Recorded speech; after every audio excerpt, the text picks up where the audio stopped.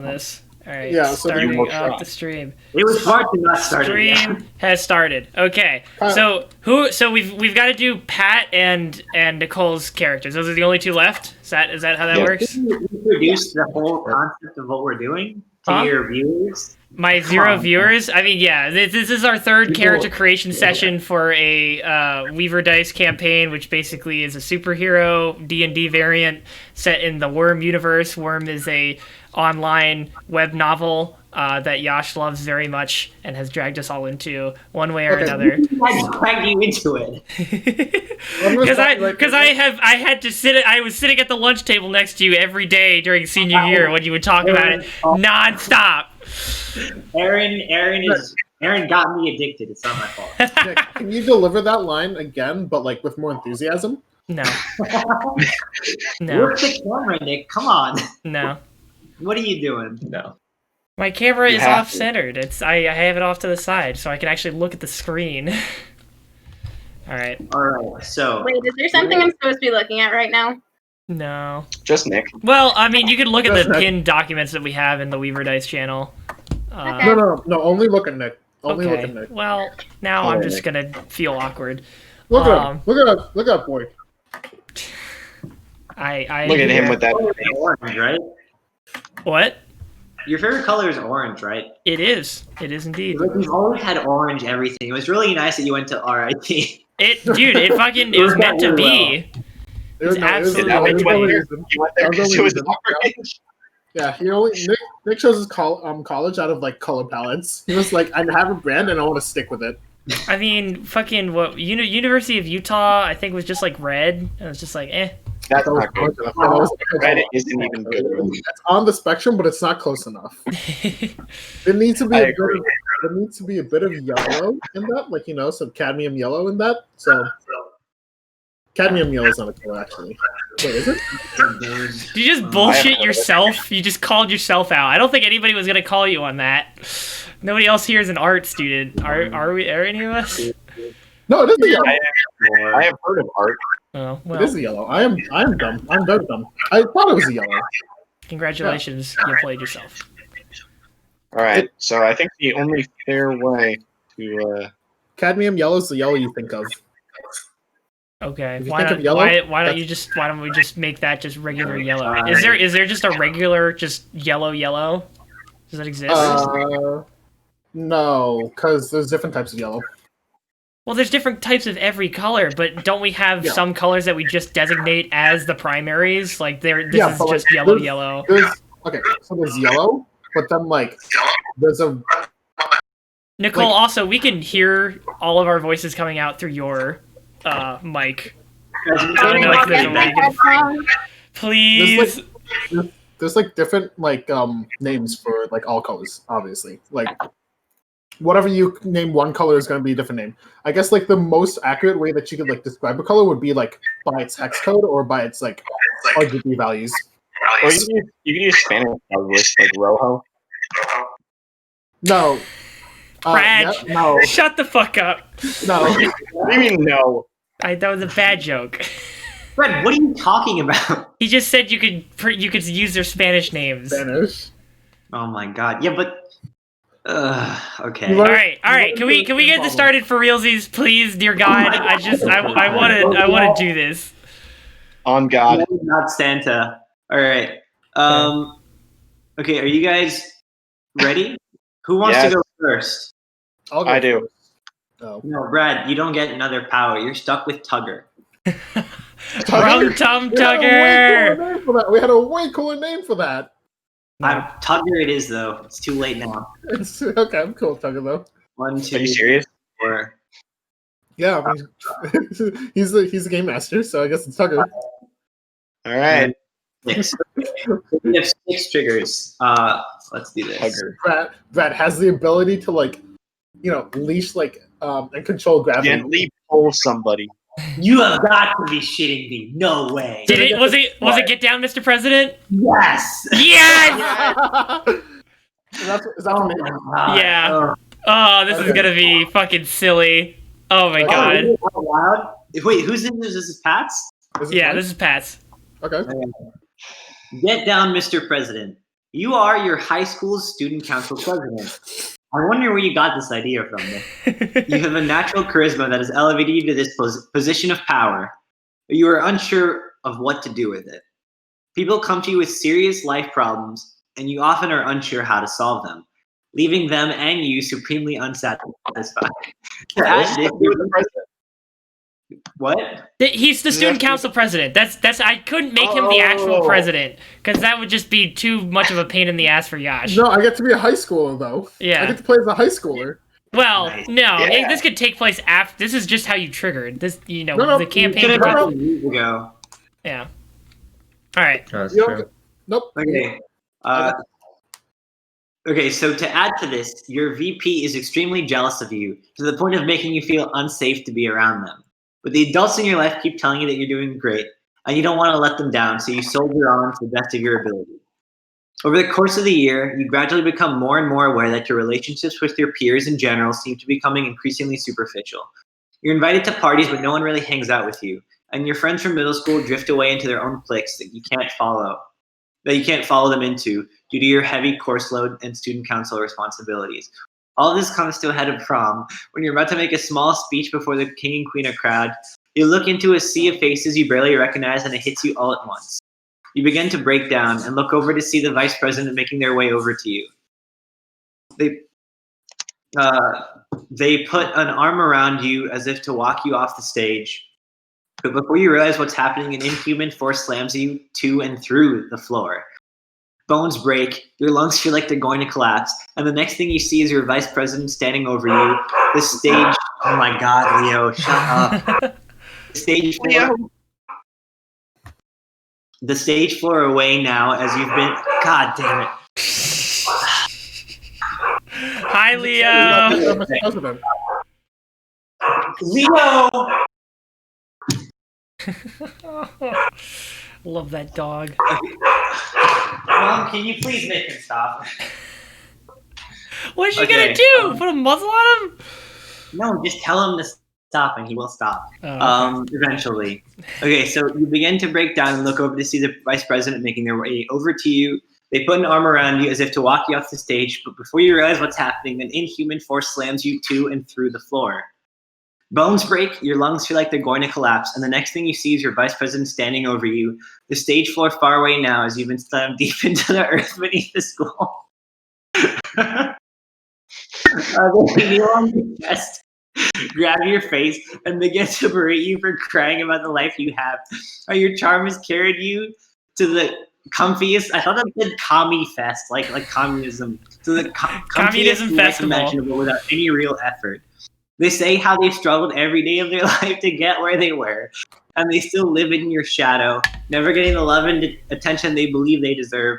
They finally snapped, they've triggered, and now you're experiencing their pain and will be crushed beneath their heel. You trigger. Oh my god, Nick, what the hell is this? So I saw that there was, I think this was basically me, one, just wanting to do a fun prompt, and then two, trying to make a fun prompt work, and then two, I remember, like, I just learned about the fact that there are some triggers that are specifically tied to getting triggered by other powers, so I just wanted to try doing something with that. That's It's good. awesome. I like it. The Yeah. trigger that I wrote for Nicole, I mean, not for Nicole, but like Nicole, like out of Nicole's two triggers, the one I wrote also was trying to get like a Trump power. Yeah. Okay, so yeah, this is a Trump power. Nice. I'm the Who's this president for? and I'm a Trump. Oh, is this Pat's second one? Okay. I love that. No, this is his real one. Yeah, This is a- Pat vetoed his original one, Yeah, so we're just, yeah. Yeah, the other one was a trial test. And I was like, you know, I'm not going to pay the 30 days. I'm going to make a new account. That's a strat. Alright. So I should go. Bye. Yeah. I need barbecue sauce. Night. All right. Au revoir. Okay, so I think Pat's power should be the ability to summon a motorcycle. And I don't really know exactly why this idea popped into my head, but Okay. it just feels right. Okay. I don't know about How does anyone that else's save opinion. him immediately? How does that save him immediately from that I was scenario? very surprised you were the first one to talk, Kyle. It sounded like you really had a good idea, and then you said he should have a motorcycle. Yes, okay, I'm sorry. It was a meme. No, it's just he has to have like a Trump power. No, it was a meme. That was not a serious suggestion. Kyle, I feel like you It's just just- ruined your own credibility, though. We can't trust you ever again. I'm sorry. It's over. All right. You might as well just leave the chat like Pat. So All right, call him back in here. His power is he can summon a motorcycle. He's The Makoto. motorcycle can transform into a robot. oh, better. dude, like fucking Oh, Transformer? it's That's a fucking dope. It's a fish mech motorcycle. Oh, He said God. if you come up with fish mechs, he'll take it. Yeah, that's Sure. true. All right, so Trump powers, just to reiterate, are powers that involve powers. Picking from, adding, removing, complicating, or compounding. Trumps have capes directly or indirectly involved in their trigger and are rare. Okay, so there's a little more information on the wiki too. Okay. So, the events that lead to Trump powers are similar to other trigger events, with the key difference being they involve powers, which is what we saw. So they always have to match one of the other classifications as well, though. It can't just be a Trump power. Okay. How the Trump aspect expresses itself depends on two factors. First of all, the degree powers are involved and the proximity of the parahuman using these powers. As powers become more involved and the parahuman gets closer, the Trump aspect gets stronger relative to other classifications. So, Okay. okay. So since he was like really close and like this was like a direct thing on him, it's gonna be like a really strong Trump aspect compared to like the other classification. Okay, secondly, the type of Trump power to manifest depends heavily on the relationship. Parentheses, level of focus, level of abstraction, and feelings. So on the relationship to the powers. For example, if the relationship is a positive one, the ability to gift powers becomes more likely, while the ability to steal them is indicative of a negative relationship. The person triggering does not need to know that powers are involved in his trigger event. That's not really relevant. Yeah. It's pretty obvious. And also pretty negative relationships, so Maybe this is his kink, dude. You don't know. what the fuck? That's being knocked underground. Yeah. Very Can you imagine you punch so hard that you go like underground beneath a concrete floor? Okay. I mean, I tried to keep the other guy's powers vague just because I didn't really think that needed to be super explained. But like, I was thinking maybe more of like an earth-bending kind of thing or something. I don't know. Honestly, I thought he dropped a motorcycle on the path. That would also All right, be so great. realistically, this guy got shoved. Summon motorcycles. That's what it is. She can take any motorcycle and make it disappear. Okay. Okay, so realistically, he got shoved underneath the stage, under the earth. The other guy felt like he was in his shadow. And Shadows. It's got to be Shadows, rated legendary Shadow Nope. Raider. All right. Well, What do you mean no? We already have that one. Okay, this is a brute power for sure, though. which Okay. one's brute? Okay, brutes are physical and like strength and durability. Oh, okay. Okay. Yeah. So Sure. for brute, trigger events involve some form of physical harm where the source and severity of the damage combined with contextual factors inform the resulting ability. In particular, the nature of the harm affects the powers in the following ways. Harm from a physical solid source, such as crushing, smashing, dismemberment, broken bones, etc., results in power emphasizing raw strength, biological alterations, armor, shields, and size. Okay. So that's obviously what this one is. Yeah. They're also influenced by the degree and nature of the damage, expressed in the following ways. Surface damage tends to create surface level protection along the lines of personal force fields or exterior armor. Deeper tissue damage will involve more thorough changes and restructuring. Brutes along these lines may more closely resemble breakers, drawing from endless fountains of muscle mass or energy to repel or stand firm against attacks. Internal harm without clear outside source will often express itself by giving powers that relate to absorption or expression of forces. This You might went be AFK, kinetic- Nicole. I don't know what just happened. I think you just haven't said anything for long enough that it just assumed you were AFK. Oh I don't yeah, know what. I don't know Oh, why. okay. Yeah. So hold on. I took out the earbud that has the speaker in it because I can't stand listening to other people chew, and I didn't want to subject anyone else to that. Understandable. Your sacrifice is appreciated. Okay, but we should be good now. So basically, wait, did you hear me at least read the trigger event? Yeah, she was there for that. She was listening. She just wasn't saying anything, so she got moved for inactivity. Yeah. So this is a brute power. It's not a surface level one. So it's going to be something that involves more Literally not surface level. It's below What? ground. Yeah. It's underground. Okay. Yeah. So this is like brute, breaker, but Trump more than anything else. Mm-hmm. So Oh, it's this a is- brute Trump. yeah, but it looks like the brute part will resemble like a breaker power. Like it's going to be like more intense changes than just like a force field or like, you know, like having big muscles or something. Yeah. Like, This is what you wanted, right, Yash? Like we were all doing these triggers with like mental issues. yeah. And you're Yeah. like, can't someone just get punched? Yeah, basically. I Here we want go. a person to just get like punched in the face. There you go. Oh, this is kind of that. Good job, Yeah. Nick. Punched in the face by the earth. Yeah. Oh, Earthbender this time. No, that's the other guy. Shadowbender. Oh my god. Okay, so it actually it gives us some examples of like different brutes and what the trigger would be. Okay, so involved physical focus damage or struggle.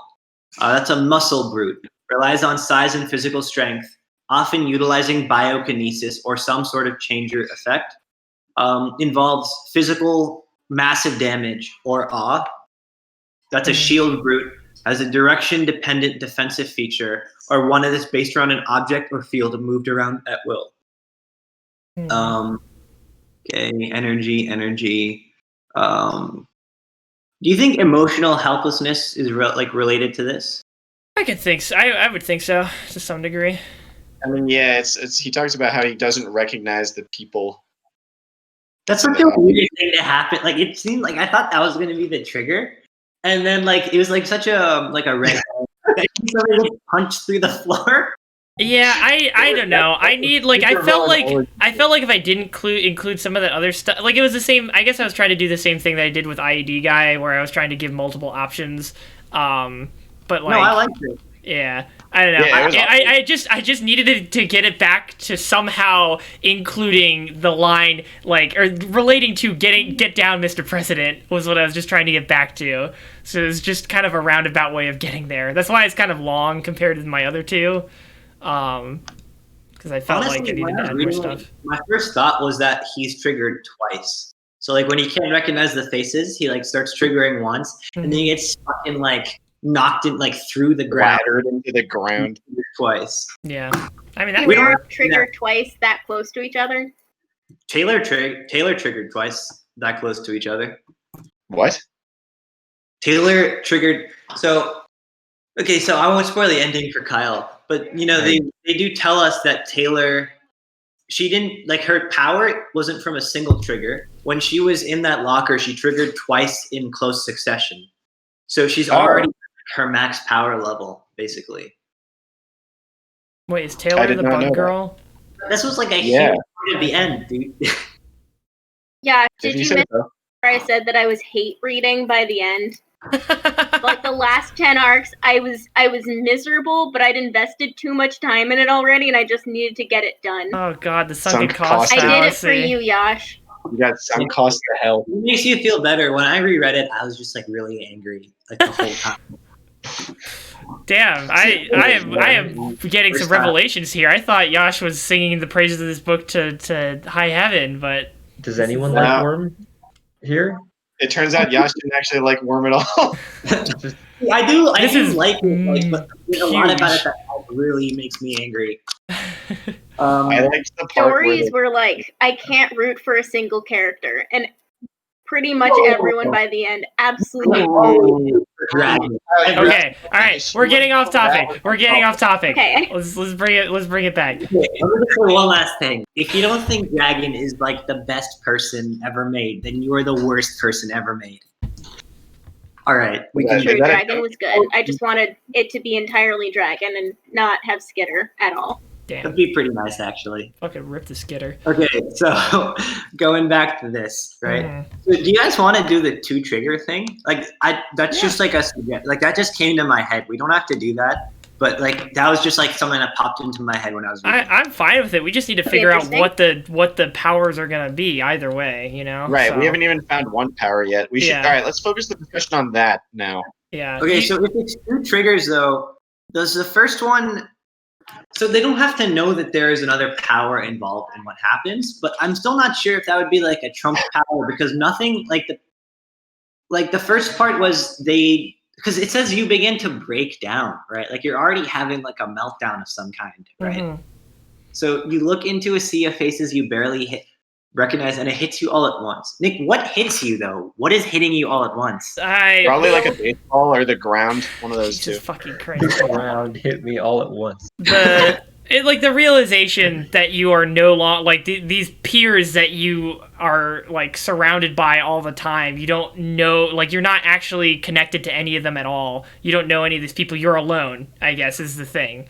It's like you're all alone in that school, even though you're in the like highest position of power and everybody looks up to you and people come talk to you, but like they're not talking with you or whatever, you know. I guess it's like a feeling of loneliness in that sense.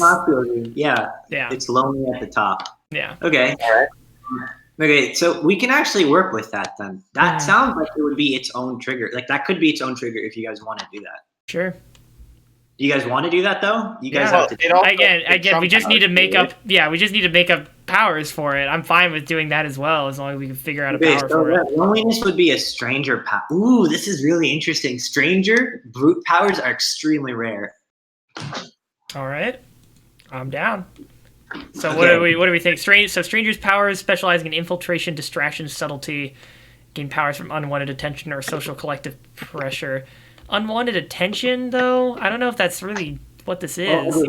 They're result of a trigger event involving a threat to emotional or mental security or social or collective pressure, often with a focus on unwanted attention. Yeah, you're right. Maybe not. Maybe changer. Changers arise from identity, body image issues, or conflict of role versus social expectations. No, I don't think that fits either. Maybe thinkers manifest from emotional or mental strain, reaching a crisis point in a short time. That sounds about right. Time though. This is still like there's a strong social aspect to this, right? Yeah. There is, yeah. Let's see. Does it? Let me check the thinker thing. Maybe it might even mention that though. I mean, yeah. We already have a master, so I don't know if we want to dip back into it. But masters come about from isolation. It's kind of like a social isolation, you know. Yeah. Okay, that's what I was thinking of. I guess. Yeah. Do you think this would involve confusion, missing pieces of a puzzle, or ignorance? What is that connected to? Not really. There's like a list of like various like thinker like subcategories. Okay, what about involves isolation, betrayal, or similar, but with a focus on emotion, guilt, shame, self-loathing, etc. That sounds right? Guilt. I mean, it's not really emotion focused. It's more just like, I guess people don't actually like me. Yeah. No, but I thought it was more that like they're alone. Like they look at these people and they don't recognize anyone. Yeah, well, that's part of it. Like, nobody actually likes them for them. Like, they're not friends with anybody anymore, you know? Yeah. But, so, I don't know. Or is that just loneliness? Yeah, but that's an emotion, right? Yeah. Wait, are we trying to identify the key point of this trigger here? Because it does seem like there's 2 points to this. Yeah, so that's why. The first part, right? So the first part is this like thing where he has like a breakdown after he looks into the crowd and doesn't recognize almost anyone. And the second part is when he gets thrown onto the ground. Thrown through the ground, please. Thrown through the ground. When his body hits the floor, that's the second part. Mm-hmm. When he gets down as Mr. President, one might say. Yeah. So that's the second part. So we're just trying to do the first part to see if we can do this as like a 2-stage trigger. Or like a second trigger. Mm-hmm. So we're trying to do the first trigger right now just to see what category it would be in. Sure. I think it could be think it could be Thinker, because like it's been in the back of his mind for a while, or yeah, it's in the back of their mind for a while. That would be a Tinker power, though, wouldn't it? Solutionless problems over long periods? No, Thinker is the manifesto from emotional or mental strain. Yeah, but hold on. Reaching a crisis point in a short time. Wait, where did one sec? Yeah, so it's problems without solutions that work over a long time, culminating in a crisis moment. The elements of the trigger build up over weeks or months and are inexorably tied into the moment the character triggers. Is it solutionless though? I don't know if this is solutionless. I think this person just didn't want to go for the solution because other people were telling them that they were fine the way they were, even though they were hurting inside. We can stick to Thinker, you said, right? Yeah, I'm thinking Thinker. That's at least from this list. I don't know. We can argue if you want. I just think Thinker's the best fit personally. No, I think so too. I don't really want to do a master power. Okay, yeah. Considering we also already have another master. Although it might be interesting to think about how the master power would shift when you remake for the second trigger. Because okay, so to give you an example of like how like second triggers can like change things. Like it can be like very different. Like okay, this is like a spoiler, Kyle, but it's like from like the middle. I really just stop caring about me. Okay, so spoilers. All right, so then this character, his name is Gru. Like he's in like the main character's team. Does he have a lot of minions that are like shaped like bananas? What? Yeah. Oh, that's cool. All right, nice. Wait, what did you say? No, go on. It was a bad joke. We can keep moving. Okay, so yeah, Brad got it. Yeah, so he basically like makes this smoke that will spread out over an area, but the smoke also blocks like radio waves and stuff too. Mm-hmm. Like it blocks out everything, and like including sound, except for smell, really. So that was his power before, and it was useful because they were like a team of thieves. So like let them like come in and come out without people knowing exactly where they were. Yep. But then he gets captured by like one of the villains, and she basically like like when you dissect a frog and you cut them open and you pin the skin up, right? Yep. She basically does that to him on a wall, and she takes out all his nerves and like spread them around the room. Oh. So like you can't come into their room to try and get him off of the wall without stepping on his nerves, like causing him pain. Uh-huh. She's like a tinker, she's like a medicine tinker, which is why she was able to do that. But he triggers then again when when the team is going to be killed by someone, and what his power becomes after when he triggers is it's like still smoke, but like it's like low hanging, like it doesn't really like allow for any cover. Mm-hmm. But when it reaches like another cape, then it will allow him to copy that power. So it's like a completely different sort of thing than like what he had before. I got you. Okay. So it can go in like a very different direction. Okay. All right. Like, well, I guess part of the first one. Then let's just go one step at a time. Figure out this thinker power, and then go to the cape, the Trump power, which will also probably be a brute. It sounds like a Trump brute kind of thing for a second trigger. Yeah. Trump brute, maybe like a little bit of breaker, but breaker aspects are there in like a lot of powers, just so that like you don't get killed by your power. Yeah. So if you guys want to do the social thinker, because that one's like a specifically listed category, can manipulate, study, or control others, but do so purely through the right information or skills. So that's Tattletale, right? Yeah, I think so.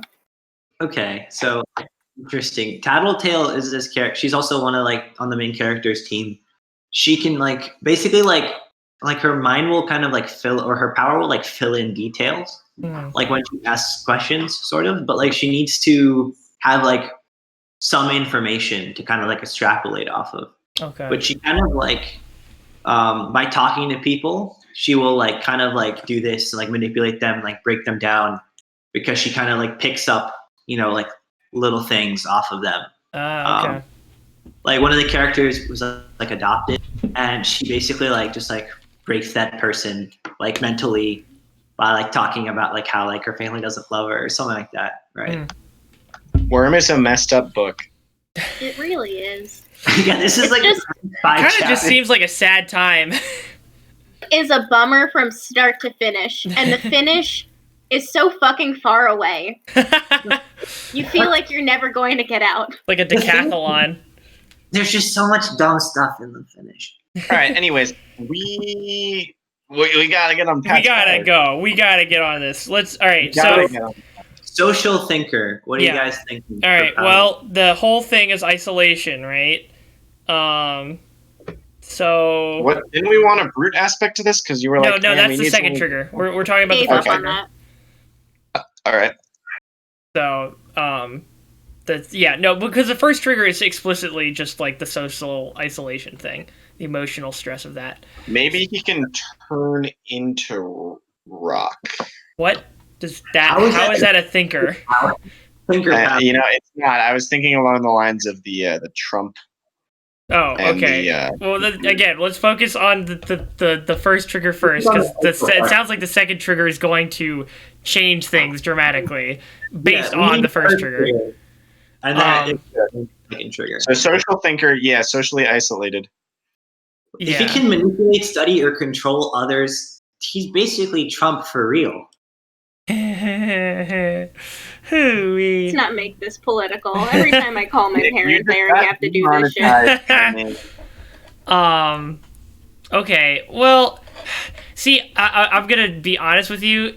My mind keeps coming back to kind of the same line of thinking that we were going on for his first power, like Pat's first trigger and power, whereas like he could get people to like isolate or like not think about him, but in this sense it wouldn't be the same as how DDoS worked. It would be more on the lines of just like Why don't we make this like my power from Squirm? what was your squirm power? My power was like here, let me see. I wrote it down on my phone. But like the idea was sort of like I could kind of like make people think, I guess, like I'm someone familiar. Was like part of it. Oh, Like they can think of me as like a friend, right? yeah. And like so like it's like I can like adopt like a different sort of like persona. Persona. And it separates myself, like, you know, like my normal self from like this persona. Like people will think of this as like a new person, but like someone they might have known for like a while. Okay. So I'd be it's, down with that. Yeah, I like it. It I think it sounds makes like sense. yeah, because then it's like this, you know, this kid who at this trigger moment was just like, I don't have any friends. I've isolated myself know from the rest anybody. of the school. Then he Yeah, gets it the actually power. does really well. Yeah. wait, this isn't a thinker power. Wait, is it? I guess this is like a master power too. You know, I don't know. Hmm. Instead, we could also do something where it's like, so he doesn't recognize anyone's face. I mean, this is like a very much like an armor face kind of. Yeah, that's what I was saying That was with- also like a figure of speech. Like I didn't mean that literally, but like. I mean, I guess maybe I did in a way. I don't know. I didn't. You're putting a lot more thought into the can't recognize anyone's faces than I did. He can't recognize anyone's face. He has amnesia. Yeah, the power that we just talked about does not the armor face one. I was gonna say like it could be that like he like will just is able to kind of just learn information about people by like talking or like by physical contact maybe. You know, like presidents shake hands a lot and stuff. I could fuck with that. Yeah. You touch somebody and then you know like maybe it's duration of contact. You can learn a longer history of them if you stay in contact for longer. Maybe that's a little bit too much, but like Ooh, that could No, work that's nicely with the interesting. brute power. The longer he punches someone, the more he knows. That'd be fucking amazing. Wait, hold on. You just punch people and you're like, I see. I Yes. see that you lost your sister in a car accident when you were 3. I'm so sorry. Punches you again. That would I'm make so torturing invested. information out of people really, really easy. Ooh, yes. First, like like as he's punching someone, he's like taunting them about like terrible things that have happened to them. Yeah, just attacking them on both mental and physical fronts. That'd be Yeah, fun. I like this line. I like where this is going. Let's keep going I down like this it a lot. dark path. All right. He's beating you up, but he's also dredging up a bunch of embarrassing memories about public speaking. He's got Like, the remember- receipts and the strength to back it up. Oh my god. Okay. Yeah. All right. So we want to roll with that for the first power, and then move on to the Okay. Trumper. Yeah, we don't have to put, like a ton of like thought into the first one, but let's like just wrap it up like Yeah. real quick. Yeah. Get the details down. So Okay, so he's he- able to touch okay, someone. right. Like, yeah, he's able to touch somebody and then gains knowledge into their like background. And then maybe. So, do you guys think it should be like a duration thing? If he's in contact longer, he gets more stuff, or the more he That makes contacts. sense. Okay. So yeah. So like if he just like taps them on the shoulder, he'll learn about like what their day's been like, and then if he like gets in repeated contact, then he can learn about like their longer history going back years, do possibly. you think it would be like? Get from sex. Do you think instead of him like understanding, like learning stuff about them, that it should be like them? Like the longer he's in contact, they kind of like. No, never mind. That doesn't really make sense. Yeah. Okay, so I just looked up Striker real quick though. Strikers result from immediate in-your-face threats, usually a singular object or individual. Yeah. So the Striker aspect could also come up in the second one if we Yeah. don't have it in the first one. Yeah. Okay. All right. So But we then, can so have it so he just has like this ability, just kind of like he can like read people, like if he's like in proximity or something. I don't know. And then the second time we can make it so it's like when he touches people. sure. It's like sort of a striker power, anyways. And he Yeah. was kind of betrayed, right? It's like if he was like a striker, he would have known what was coming. I mean, he knew for a while that the vice president didn't like him. He just like. But had- he was gonna like throw him underground. Okay, yeah, not like that, but like he knew. Again, he knew at a certain point he didn't feel safe around him. But like, yeah, I guess maybe it was a betrayal. I don't know. He got emotionally suplexed, but he didn't realize he was going to get physically suplexed. Yeah, basically. RKO out of nowhere. Okay, so that's the thinker power. Now to move on to the second trigger. What one is the thinker power? The thinker power is learning about somebody's past based on duration of time. Like I think it's fine to having it be touch based from the get go. I would like to go down the path that Brad was thinking, where whoever it was the longer once you start punching them, then you can get like a lot more information faster. I think Yeah. it's amazing. That's awesome. Great. I think we Yeah. could start with it being touch based though, like just Hold from on the a get go. sec. I'm rereading the trigger real quick. Mm-hmm. So you're invited to parties, but no one really hangs out with you, and your friends from middle school drift away into their own cliques that you can't follow due to your heavy course load. And this actually is kind of interesting too, because his power doesn't actually solve any of his issues, Mhm. right? Like just knowing about people does not help you at all. Right, exactly. Yeah. You know Were the about powers supposed to solve people's problems? No. No, they're not. That's why I think it's good. Is like it doesn't solve his problem, but like he might think it will. But like it just kind of makes things worse. Like if someone approaches you and like just knows everything about you, like as we know from My Hero Academia, that just makes them think you're like a stalker freak. Yeah.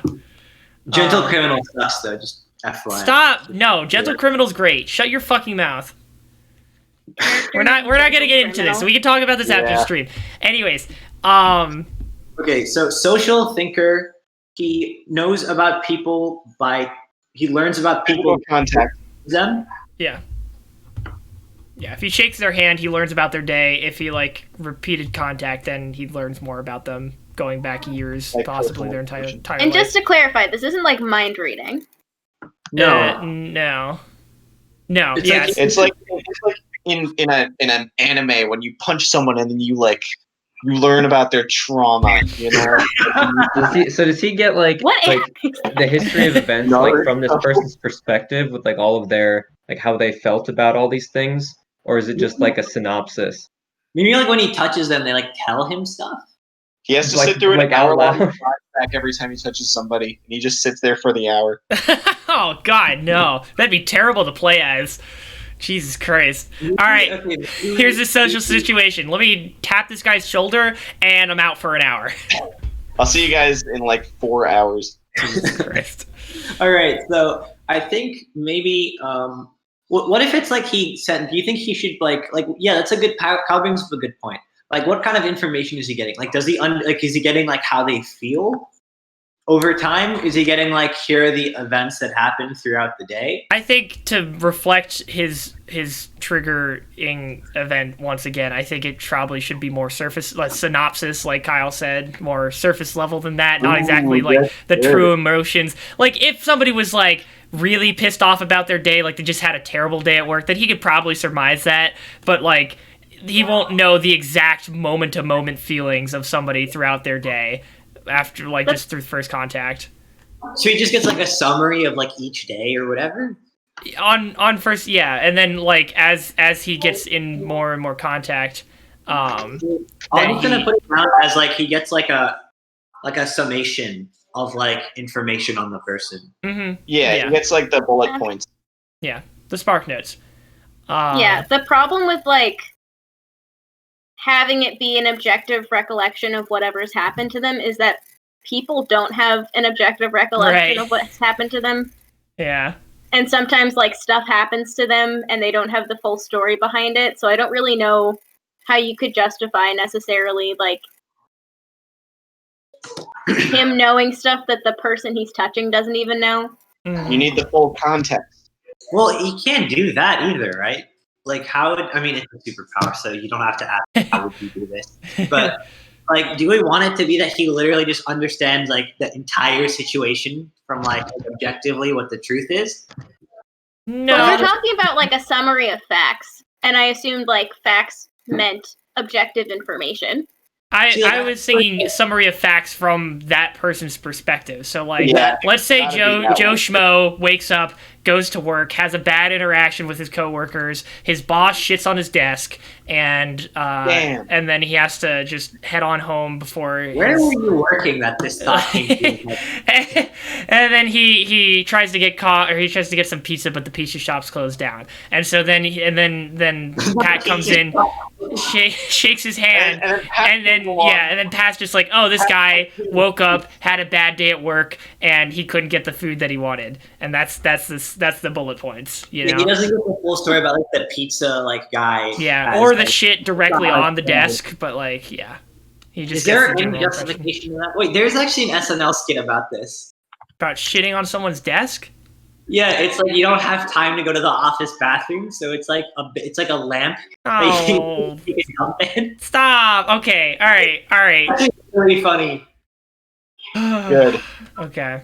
Yeah. Okay. So are we good on the thinker power then? Okay. Yeah. All right. We got part 1. Now let's develop part 2. Okay. Second trigger: getting thrown into the ground. Yes. Through. No, there's got to be a better way to put it. Get it? The president got down. Oh, he got down like in Call of Duty when you get killed by the zombie. You have to get revived. Yeah, sure. His new power is that he can touch people and revive them, and that's it. He gets ray gun immediately.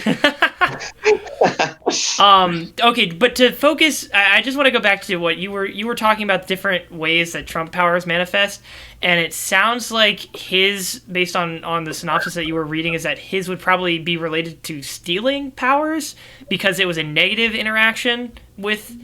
Yeah. I don't want to just because that's like very one note to just be like, yeah, he steals powers, right? But it's sort of. Okay, I'm going to read a few power descriptions of capes that actually exist in the book, okay? Okay. So Wait. I have a question. How about the way that Trump power works is that it augments his power so that he learns information about their power. That's not the thinker power, though. Well, it's still a Trump because it's related to powers, right? I don't think so, because like I think Tattletale would also be able to know what someone's power is, right? But she's not like a Trump because she doesn't affect powers in any way. Oh wait, doesn't he still need? He needs some kind of brute buff to make it like help with the contact. I don't know. Well, yeah, we were thinking about that as well. I just wanted to think about the Trump part for a bit because the Trump part seems like that's going to be the vast majority of the power because it's so. Yeah, it has to be the main thing. Yeah. Nick's right. Okay, so Alright. here's some power like Trump capes. Okay. What their power? I won't read the names of them. Yeah. Okay. So well, actually, I'll read this one because it's Dauntless. Dauntless can slowly charge objects with different powers. Powers include an electric spear, a force field shield, and boots that enable flight. So that's a Trump power, even though I wouldn't have thought that. Because he's like charging things with powers. Okay. He's giving power. He's giving powers. Yeah. Okay. So this one produces copies of people she touches, including parahumans. Grants invincibility and an electric touch. Able to tune abilities and defenses. Generates darkness. And okay, yeah, this is Gru who I was talking about. Generates darkness that blinds and nearly deafens those within. Confuses the sense of touch. And later weakens and copies the powers of those within. Okay. Aura that nullifies the powers of nearby caves. That one was a real mofo. Okay, that one's not helpful. Can attack a person with a wave of emotion while also becoming immune to anything a person does? What? Can see through their eyes and observe memories. This is one person. Those two things I read are one guy. Okay, let me read that again because that's nuts. Can attack a person with a wave of emotion while also becoming immune to anything that person does, and can see through their eyes and observe memories. That's busted. I don't remember this guy. I don't remember it either. That's got to be Ward, dude. It can't be from Worm. What the hell? This is like a ridiculous power. That's so OP. Okay, but that sort of seems like what we're talking about, right? Alright, give Pat that power. What? Give that power to Pat. Just give that one. Power. But it's like in a similar sort of like, I think this is like one we can use for inspiration, right? Like Yeah. it seems like sort of along the lines of what we were thinking, Mhm. right? I was actually thinking, so when he punches people, right, he had like a thinker power before. Yep. I was actually thinking about like, what if when he punches people, instead of him getting information, like he's kind of like putting information into them or like overwhelming their emotions or something. That's I feel what he like could we already do last have that. time. Yeah, there's another version of DDoS coming back from the And he grave. didn't like that one, so we Well, I can't think do that. the problem with that one was that like it was basically that was his only thing, Yeah. right? Anyways, yeah, but we don't have to do it. That was just an idea. It would be funny though if we gave him the same one.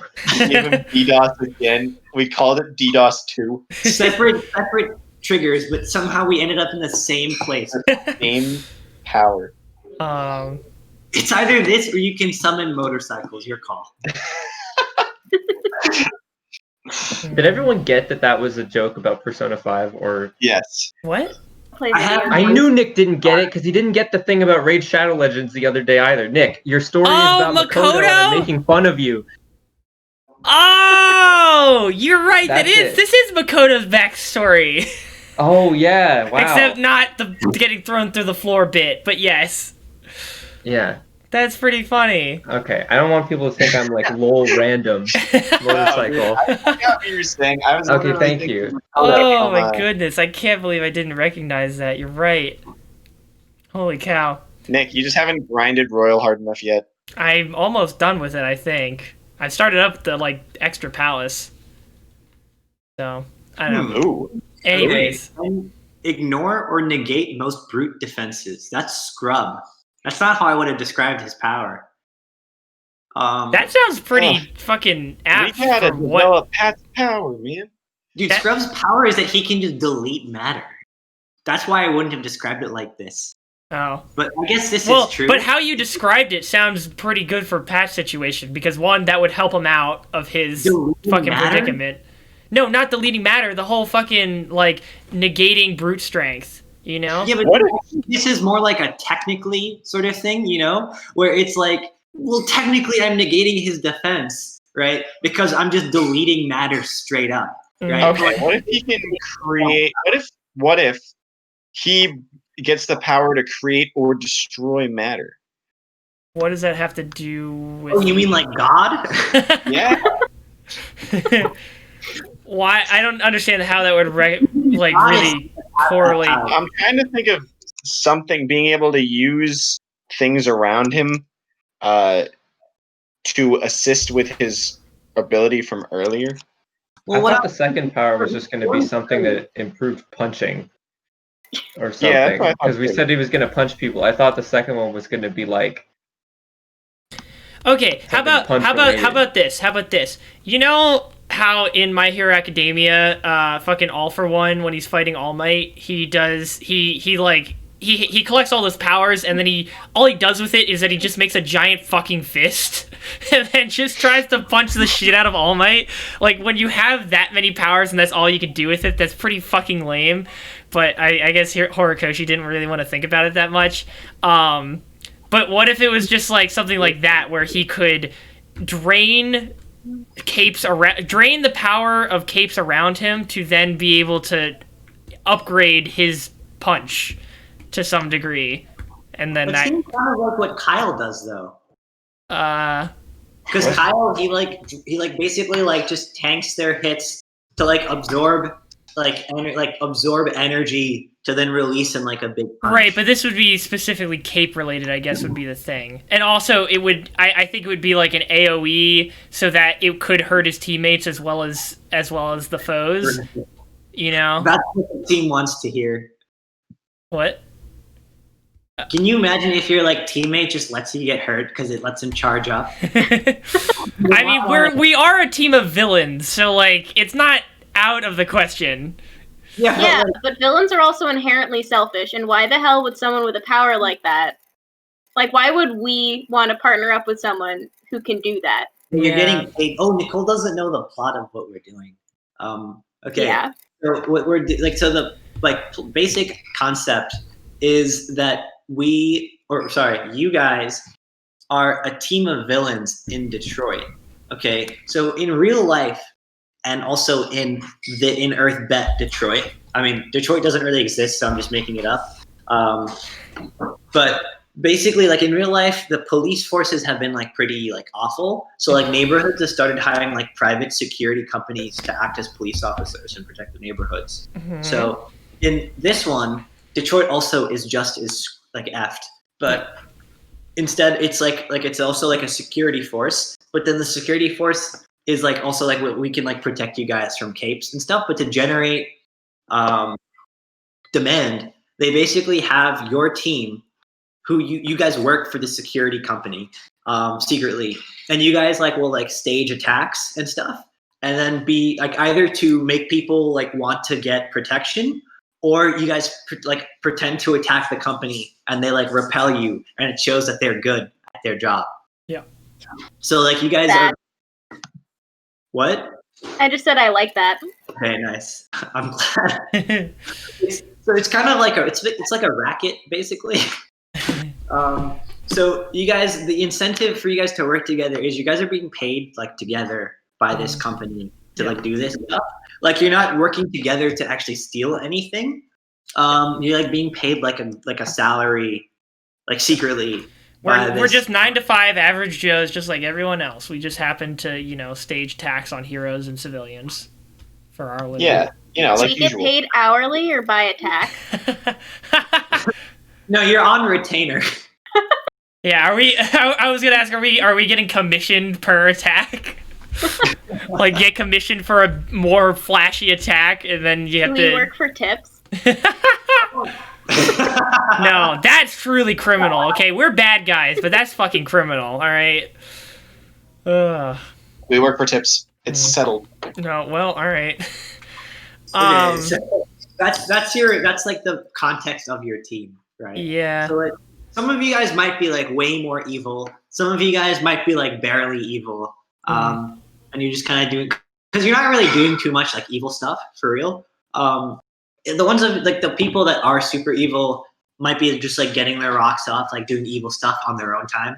Yep. Instead of doing it here. But yeah, so you guys have some leeway when it comes to kind of deciding what your character's always going to be kind of bad, but they don't have to be really that bad. Yeah. Okay. Okay, so No. going back to the whole Trump thing, are we? So there's, I guess it sounds like since there's a negative interaction, it has to be negative relation to whatever cape they're interacting with. It's I would assume so. Like that's gonna be draining, stealing, copying, or like something along those lines, or negating. Yeah.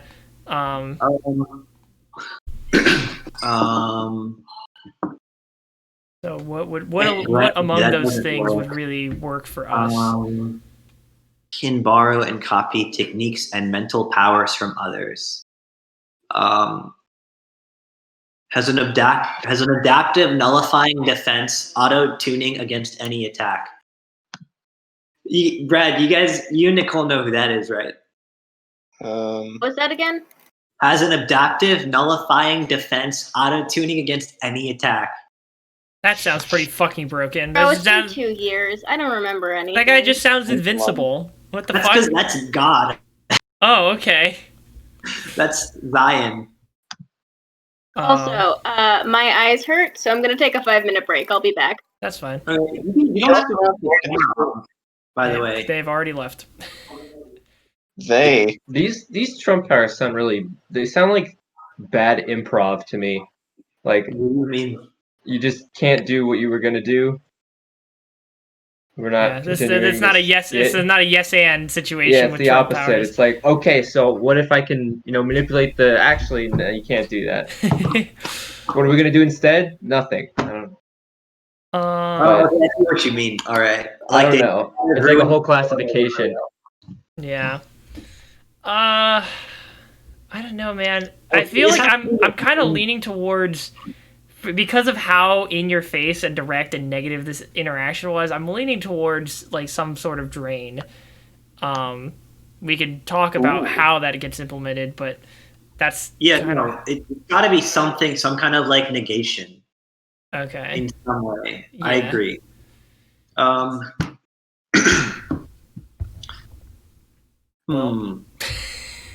Okay, so, okay, wait, there's actually a list of subtypes. Let me go through that. Okay. That's helpful. Okay, okay, so I'm just going to read the ones that are, like, relevant. Yeah. Okay, so the trigger is concrete, immediate effect at work, prompting trigger. So that's powers with variable aspects where one part of the power is fixed while other is flexible. No.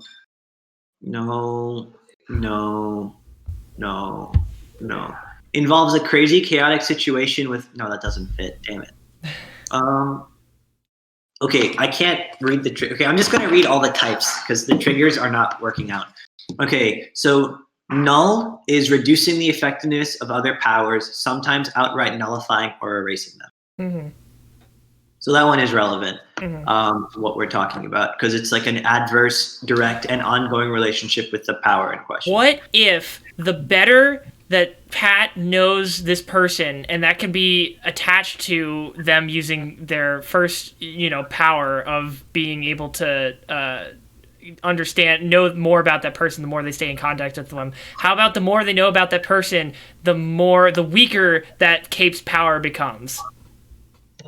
Oh, what? So like, that's cool. if you like, and if we're gonna incorporate the whole striker thing into this, or whatever, or I mean, because it still works with just the thinker power that we started with. Can you say it again, Nick? So if Pat is fighting a dude who is a Cape, and he punches him, he learns a bit about him. That knowledge about him then in turn makes that Cape's power somewhat weaker, and then the more that he contacts that person and learns more about them, then that Cape's power gets weaker and weaker. I like that. Pat's gonna betray us all. Oh God, yeah, wow, and yeah, I guess that would have to be like an enable, like he could turn it on or off, because then if he just happens to know more about one of his teammates, then that would just fuck them over entirely. So it could be something they could turn on or off. Would this work if he just learned about them like normally? Yeah, I think so. Yeah, it would just take longer. So OP, dude. If he could just negate people's powers by just reading about them. Like Pat is easily the strongest guy in the city. I mean, I think then we could maybe. I don't think it would be nullified entirely. Like I don't know if it should be able to drop it to nothing, but like just like weaken it to a decent degree. Like yeah, that'd have to come down to specifics, but I don't know. I think that's something that could work with what we're trying to think about. With like his thinker power can change. So I did mention, Gru and like how his power changes. So like the power can change pretty significantly. Here's a character I made that had a second trigger. They are not in the story, but their power was basically they had like matter deletion, but like only inorganic matter. It was Manton limited, but they could like delete it. Like they had kind of like these like, think of it kind of like with like almost like little like nebulas coming out of their hands. It's like Steven Universe has his bubbles. He can bubble things and then send them away. What? Okay, never mind. I thought you watched Steven Universe. No. This is just I'm trying to describe like the visual of it. Okay. But basically, like they have like a short range. Like they can kind of delete things that are like inorganic. And they need to do that because that's basically necessary for them to use their blaster power. So like they need it to fuel their blaster power. So unless they like delete stuff, they don't have any like energy to shoot. Yeah. And then when they second triggered, instead, those nebulas became like really, really big, like 9 feet long or taller, however you want to think of it. Jesus. And she can't like shoot people anymore, but like they're much bigger and like more powerful at like deleting things. And it gives her super strength when she like destroys something. So like it makes her more and more durable and powerful. And they're big enough for her to kind of even use them to kind of like move around. Like sort of like a discount Iron Man a little bit. But like it changed completely from like, like a long range focused power. Yeah. Where like that, like the deletion is just like a small aspect of it. Right. Where until like that is the main thing. And like she loses all range. Right. Yeah. So like when like Gru's power, like the smoke was like the main thing. And like it became basically just like a little thing that like facilitates his new power. Yeah. Okay, how about this just popped into my head. How about we make it so that if we want to modify the thinker portion of it, then I guess the thought I had wasn't really it had less to do with the thinker power, but it came to my mind, what if instead of like an inversion of learning something about a person, to me is like forgetting about stuff. So what if when they make contact with a caped opponent, they forget how to use their powers, maybe? Like they just... Wait, who? The opponent? The opponent, yeah. The opponent forgets how to use their powers. Interesting. I don't know exactly how that would work out, and I don't know... And that doesn't really address how the thinker part of it would change. I don't know if that would... If they Honestly, would still... he doesn't have to retain the thinker part of it. So like for Gru, right? Like he lost like or for Andromeda, which was my character, she loses like the blaster aspect entirely. Okay. Right? Gru loses like the stealth aspect entirely. So like, but like, some part of the original gets kind of incorporated into the new one. Yeah. Right. So it doesn't have to be like a thinker power anymore. Yeah. But like some aspect of the original thing will make its way into the second trigger. So the original is he learns about people the longer he touches someone. Yeah. So he's becoming like a brute. So we can see that increase, right? Like focus on like the touch aspect. He doesn't have to learn anything about anyone really, but he can have it so that like he maybe has like an effect when he punches people or something. He can retain a thinker aspect too, if you guys want. Yeah. But like, you don't limit yourself to that. Yeah. You've got freedom. Like, you can actually go a lot of different ways. Like, it's not like you're tied to anything specifically besides having a trump aspect and probably a brute aspect. I was thinking more of a also striker aspect because it's in your face threat, singular object or individual. That seems. Yeah, I agree. Yeah, and in that case, maybe it's a thing where it's actually specifically instead of it turns the thinker thing turns into he has to deal damage to learn about that person, instead of just touching them, like he has to hurt them. And then by dealing that damage, he learns things about them. And then as far as the Trump aspect, I don't know. I'm still kind of stuck on that idea of them forgetting their powers, but I don't really understand. I can't really explain why that should really be it. But I think I get what you're trying to say with that one.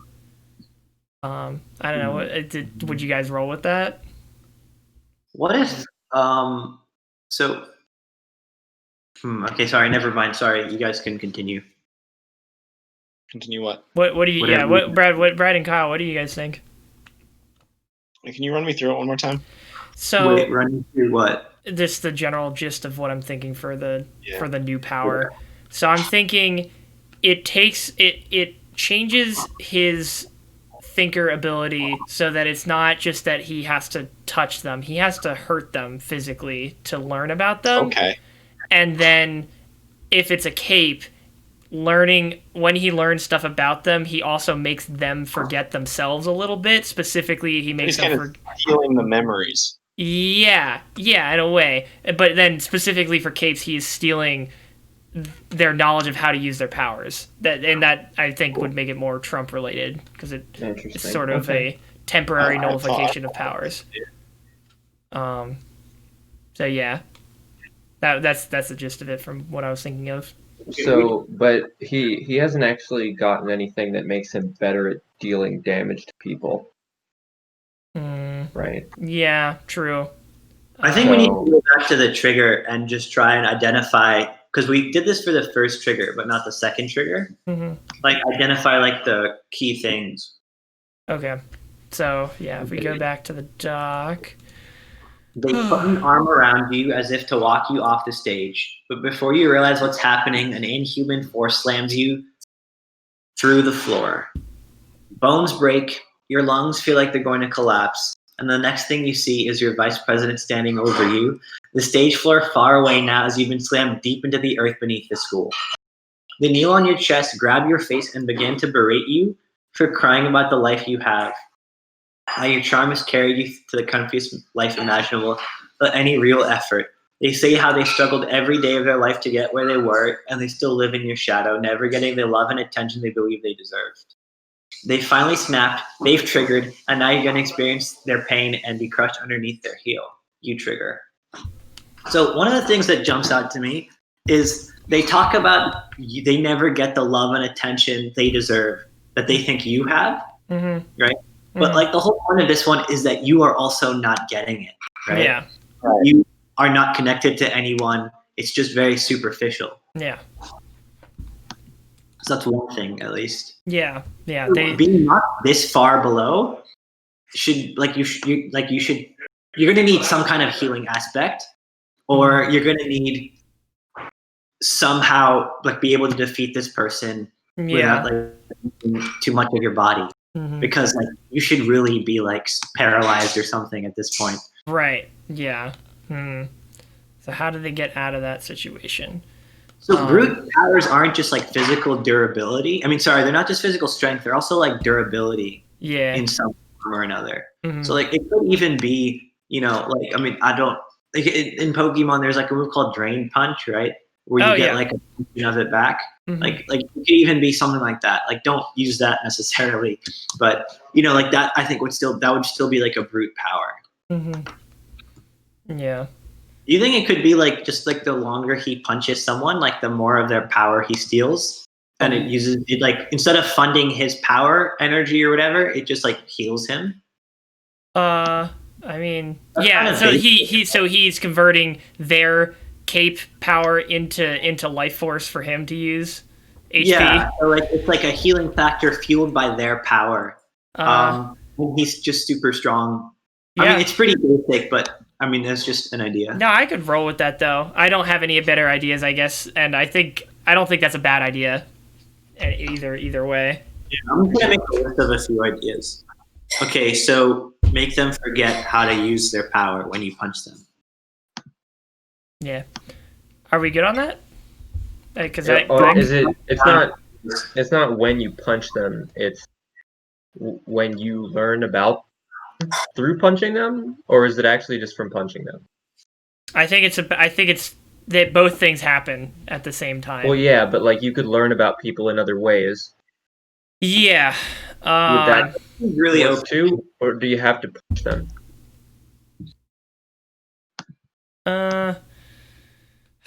See, I think the knowledge collection thing is like just so you can possibly gather, like maybe think of it more as like an intel gathering thing. So like if you need to get information from some guy, again, back to, I think Nicole brought up the torture room situation. You start beating the shit out of a guy, you can just learn their plan by beating the shit out of them rather than talking to them, which I think is really funny. But yeah, so I think they would both just happen on their own. I don't think they're necessarily tied to each other. So you gain the knowledge, and you also just if they happen to be a cape, you get life force back. You get HP back. By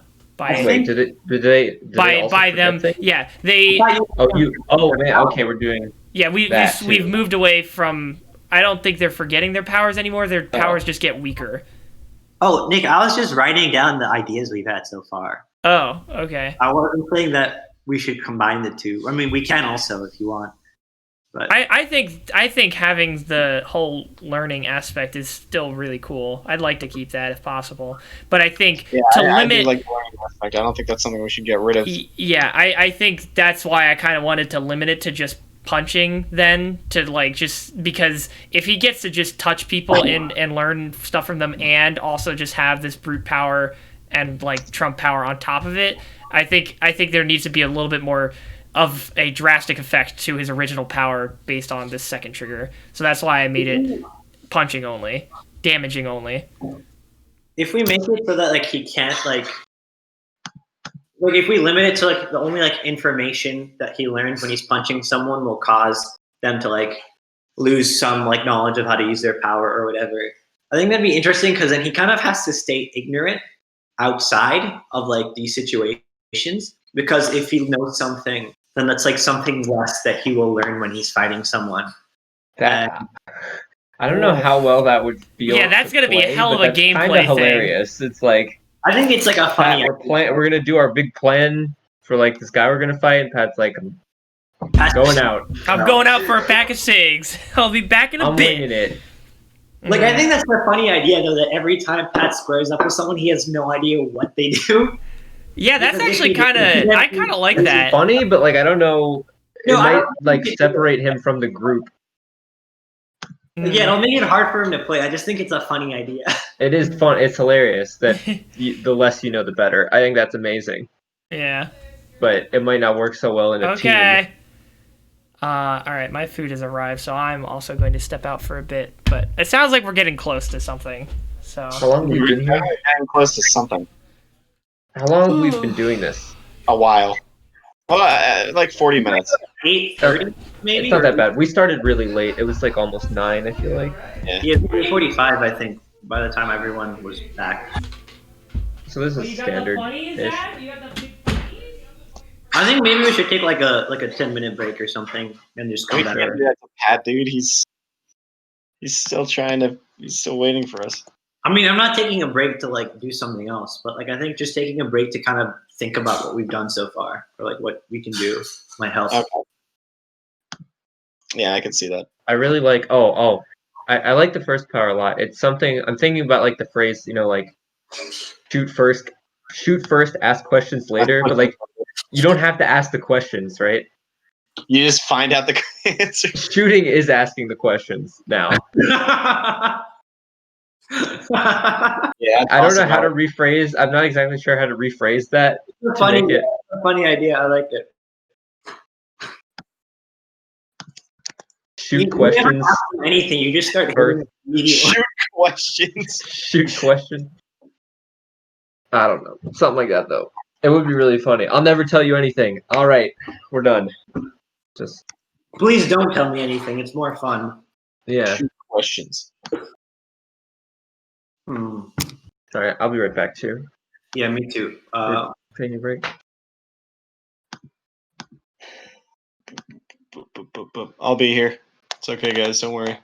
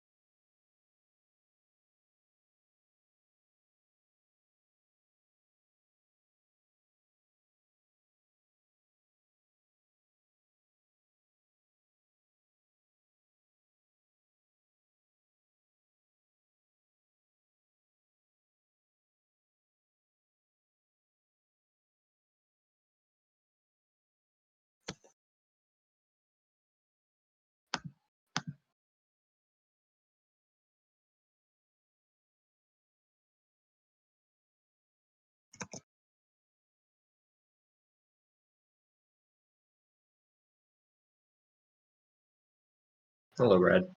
Hey, what's up, man? We got to keep the aspect about learning through fighting. I think that's cool. Yeah, I think that is neat. I still think he just needs something to augment his fighting capabilities. I think that's what we Right, should. I agree. I don't know if that works with like how worm powers are, like if the event leads to that. I think that's what it needs. But yeah, it's like if you punch people, you get information, but like you're just a normal person, like that's not Right. Your punches should be cool. Plus, we don't have anyone like that. Right, and we Like we do. we've all got these big brain, complicated powers to do with emotional states and line of sight and whatever. Like someone should just punch people. Yeah, I think we should tell Yash that that's what we should do. I'm gonna raise that point up. Okay. I feel like my role in these decision-making processes is like sitting there for 15 minutes and then like asking a yes or no question. Yeah, That's what I do. Cause like I don't know how a worm works, man. I feel like I haven't contributed a whole bunch. I'm still enjoying it. Yeah. That's not my problem. I just feel like I'm not really coming up with too much. Well, we'll get there. All right, wait. Why don't we brainstorm what kind of augmentation he could receive that would soup up his punches? Something. So what category is this? That would be a brute. Brute, yes. Classic dudes.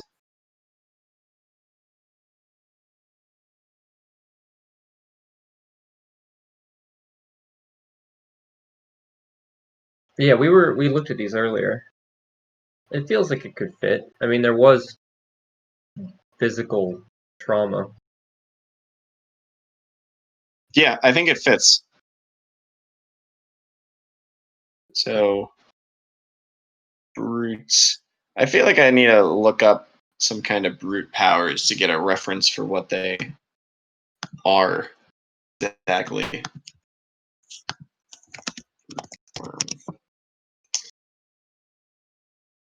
Because yeah, all of our dudes have been brainiac, big thinker powers, Yeah, we're nerds. strategery, tactics, and all that. We're just gonna have all these schemes and then get decked Yeah. All right, by here we go. someone with metal face. Yeah. Muscle brute relies on size and physical strength. Uses biokinesis of some sort. Yeah. Armor brute has a sort of shell around themselves. Shield Brute has a direction-dependent defensive feature, or one that is based around an object or field moved at will. Intensity Brute has a very pronounced offensive lean, using an element.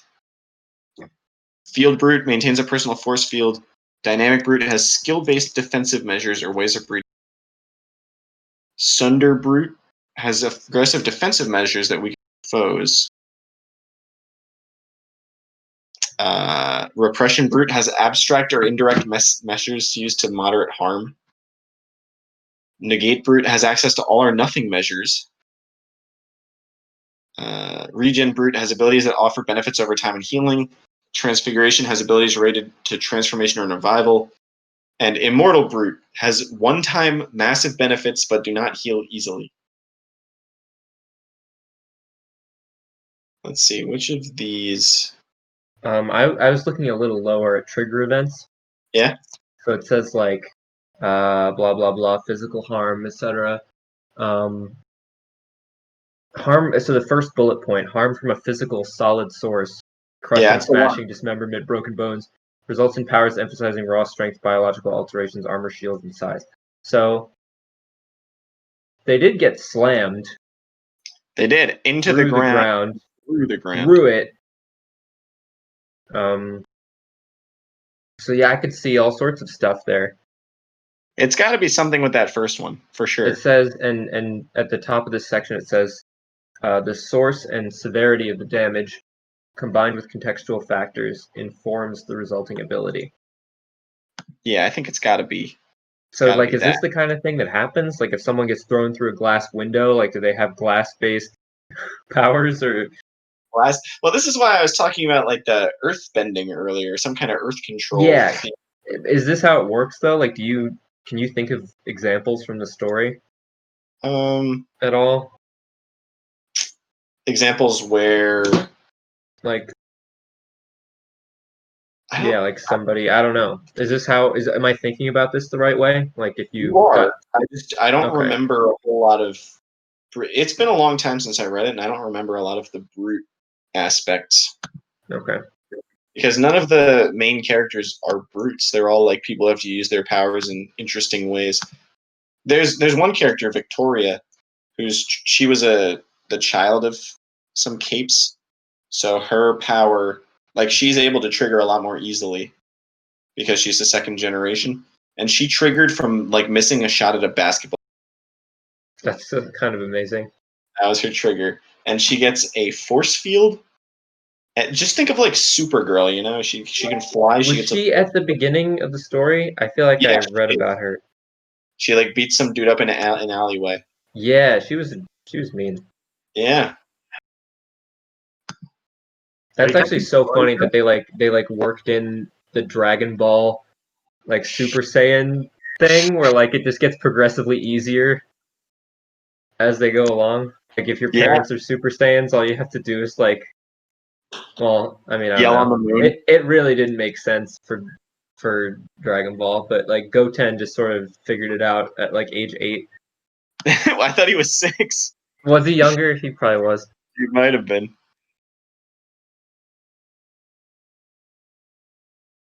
Yash, did you come back? No, he's deaf. Okay, I thought I heard him in there. I heard somebody. Hello? Oh. Hey, what's up? All right, we're on break. I have immaculate timing. It's all good. We're just waiting for Yash to come back so we can give Pat some kind of physical power.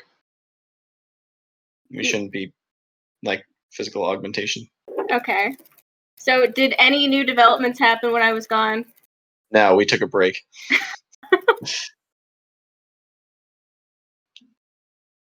Yeah, we sort of just meandered in details for a bit. I think that's not nothing really approach right now.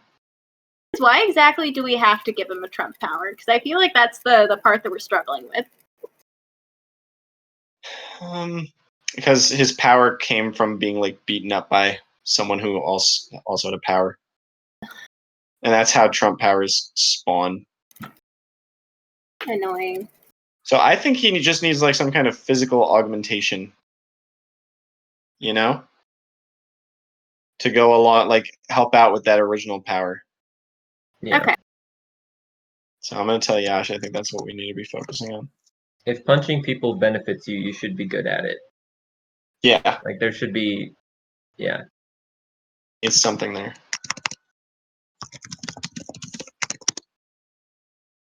But yeah, I haven't read Worms, so I just sort of wait until people narrow it down to the category And then start and chiming then in start with trying like, to input. So yeah, I don't know. If I'm it just has really to be a bad at- Trump, then Yeah, I'm just really bad at coming up with stuff like this. it's tricky. It's hard. it's tough because Pat rejected our first idea. So like, We have know to he's make this. picky. Wait, Yeah. we have veto power? Apparently, What was Pat the does. first concept for his power?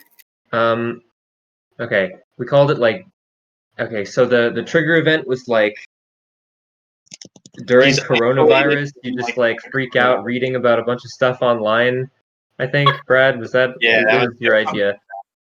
So like, basically we said it was like you could DDoS somebody's brain, like send them a flood of information, and sort of you could use that. You could be specific to sort of like try to suggest someone does something. So like, but it would be like a huge stream. So it's like the opposite of subliminal messaging. Like you just feel like a bombardment of thoughts that you should do X, Y, and Z. Or alternatively, he could like spread the signal out to a bunch of people, but it would be more faint at the cost of like people who aren't involved being affected. Why did he reject it? He said, He didn't. what did he say Something with the specifically? gameplay. He was like, I don't know how I'll be able to do that with the gameplay or something. Yeah, he said like but I don't think any of us know how this works in gameplay. So No. he just mean- said it sounded limited, which I don't know. Fair enough, I guess. If he doesn't like it, he doesn't like it. But Yeah. I mean, you might only be able to veto once, so maybe we don't have to try that hard this time. You never know. I'm glad I didn't have to veto fish mechs. Yeah. The group just sort of decided, like, I knew you guys would come back the next day and realize that wasn't a great idea. I'm glad I was right on that. It was fun. It was a fun idea. They basically made me like discount Aquaman, if you can believe that's possible. Where like I had to bring fish with me places, and then I could like give them water bodies to control. Imagine a waterbender, but you have to It was not great. put a fish in it first to be able to bend it. Yeah. So like Nick's telling me, he's like, "Oh, you could like have a fish backpack and bring it with you," and I'm like, "That's not cool. That doesn't sound cool at all." And like, how can I use this like on the fly? Like, there's rarely going to be a fish around waiting for me to use my power in a cool and creative way. Or if there is, it's going to feel forced. Like, we enter the Bond villain's lair, and Yash is, like, describing it, and he's like, there's a giant shark tank on the right. And I'm like, oh, there it is. Okay. But With 4 sharks. it just wasn't great. So I am incredibly disappointed that that is not your power. well, it has some, I don't know. It's original. I It is guess. for sure original. The idea has a great personality. Yeah. It's more about the guess so. application. Like, no, we don't want anybody playing a like, even if they don't get to decide what the power is. I was gonna accept it, but then when we Yeah, came well, back the next week, everyone was like, "So redo on that, right?" Yeah. And I was like, "I'm not gonna complain. Go ahead." Take it away, boys. And the worst part was that Pat said he would trade with me in a heartbeat.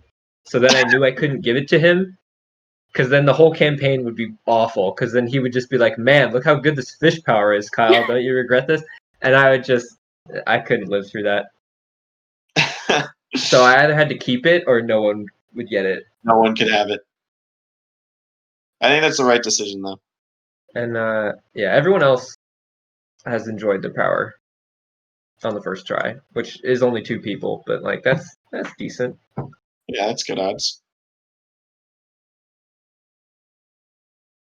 Wait, so is Yash DM basically? Yes. Yeah. Okay. And Nicole, unlike me, he wrote out a story in advance. So Yeah, in your defense, this was your first time DMing. We had way too big of a group, and I think you kind of forgot how chaotic everyone is. yeah, I was supposed to be chaotic neutral, but because Crew and Megan and Adam were all there, I just became myself, which is just, hey guys, can we focus? Can we please just do the mission? get on with the job. Yeah. Didn't we have like a whole like 4-hour detour to like throw on, what was it? Did we put on a talent show? Yeah. Was Because this I'm pretty actual sure D&D? someone made me like Yes. summon fog and like, You did a talent show like in My Hero Academia? They did am I the a. only person who doesn't watch My Hero Academia? They performed a concert.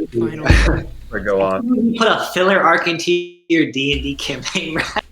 No, it was fun. I was like, this will be a cool idea. They did a concert at the bar, and then Exactly the plot of. I was even complaining to you about this filler arc in My Hero Academia. Like, why did they do a talent show in the middle? Well, it happened because Mega just had to try to seduce the bartender, and then he got kicked out. So the rest of us put on a talent show, and he spent the entire like campaign session just trying to get back into the bar. All right. that was a fun moment. Has any progress been It made? was a fun moment, but I just like look back on that experience like, what the fuck were we doing? That's D&D, baby. Having fun. I cannot recall a single element from the story other than that time that Max brutally massacred an innocent like family of wood creatures because he wasn't paying attention. Jesus Christ. What? What do you mean? So what happened was we went to this village and we were told like, hey, there's this like group of monsters that's been plaguing the town. Can you guys take care of it for us? And we were like, yeah, sure, no problem. So we go out to the woods and we find this like, weren't they like turtle monsters or something? Yeah, they were these like turtle alligator things. Yeah, we found these like turtle alligator things, and it was like a mom with some babies, and she was very resistant to my attempts to like befriend her. So Max got up to go to the bathroom or do something, and we were like, well, this doesn't seem like it's going super well. We're gonna still try to like work this out peacefully, but let's just roll for initiative just in case. Max comes back to find out that we've all rolled for initiative, so he just starts attacking this mother creature and ends up slaughtering the mom and like all of the babies except for one that I adopted. And then when we got back to the village, they were like, those weren't the monsters, you just like killed a family of deer basically. Oh my god. Dang. Jesus Christ. Brutal. Hashtag triggered. And then Max Yeah, turned out to be you don't need to brainwashed worry by like about an evil spectral force, so he tried to like he managed to kind of wrap that up into the ha ha ha, I was evil this whole time. I planned that. All part of my master plan, totally. All part of my master plan. It was calculated from the beginning.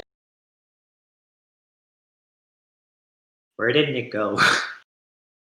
Oh, he's he's on his bed. Nick is transmuted. Cat. Nick, how's your new hometown? What? I How's your new haven't town? moved yet. He's still in the same town, bro. Are you serious? I'm still at the lodge. I've been here Bro. for a while. I don't move into the new place until July 15th. Bro. I thought it was like it said June 17th, but I thought it said July. Hey, have we figured out Pat's power? Can we? Okay, listen, Kyle and I were talking. We need to just give him some kind of augmentation that makes it so he's able to punch well. He just needs some kind of physical power. Okay. Okay, I was doing some brainstorming of my own.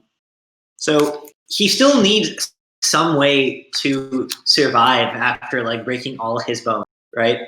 Right. So one of my ideas was along the idea of like the way he had that information, like he kind of like steal information from people when they like he touched them.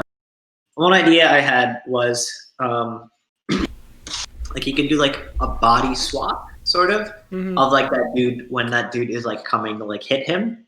And the reasoning I guess was like that dude, I mean besides just the information swap, this is like a more intense kind of version because you're basically pulling that person's entire consciousness into your body. But it that dude also was like, I want to like you stole all this attention away from me and stuff. Like I want it to be like you. And you're like, well, here you get to be me. You have 90 broken bones, and now I'm going to step on you, right?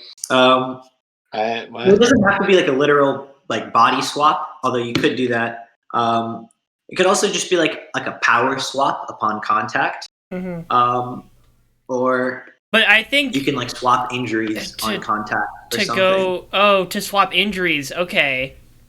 See that? So like the fucking Dragon Ball thing, where the fucking Ginyu squad leader was swapped his. I don't know what that means, but he just swapped bodies. Well, yeah, he swapped bodies, but then he purposefully injured himself before swapping, so that Goku got his fucking broken body while he got fucking Goku's body, which was amazing. Like just fresh for a fight. Yeah, I think swapping the injuries sounds pretty interesting.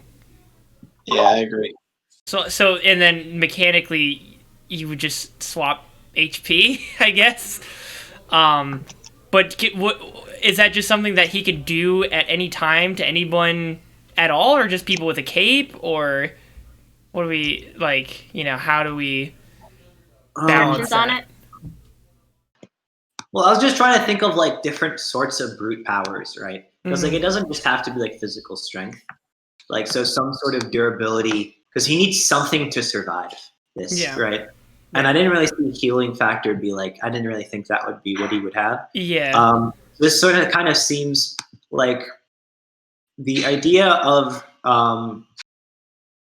whatever. I'm not going to explain it, but yeah, I don't know. I mean, if we're looking at the actual character sheets, there is even like a thing for wounds, and like the amount of like wounds you can have at a time is like tied to your amount of like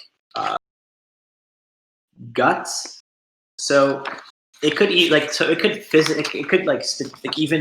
in the game, like you could physically specifically transfer like certain things to someone else if you wanted to, or he could just like swap HP. I actually liked the idea of him transferring bodies like a little more. I thought that was like more fun.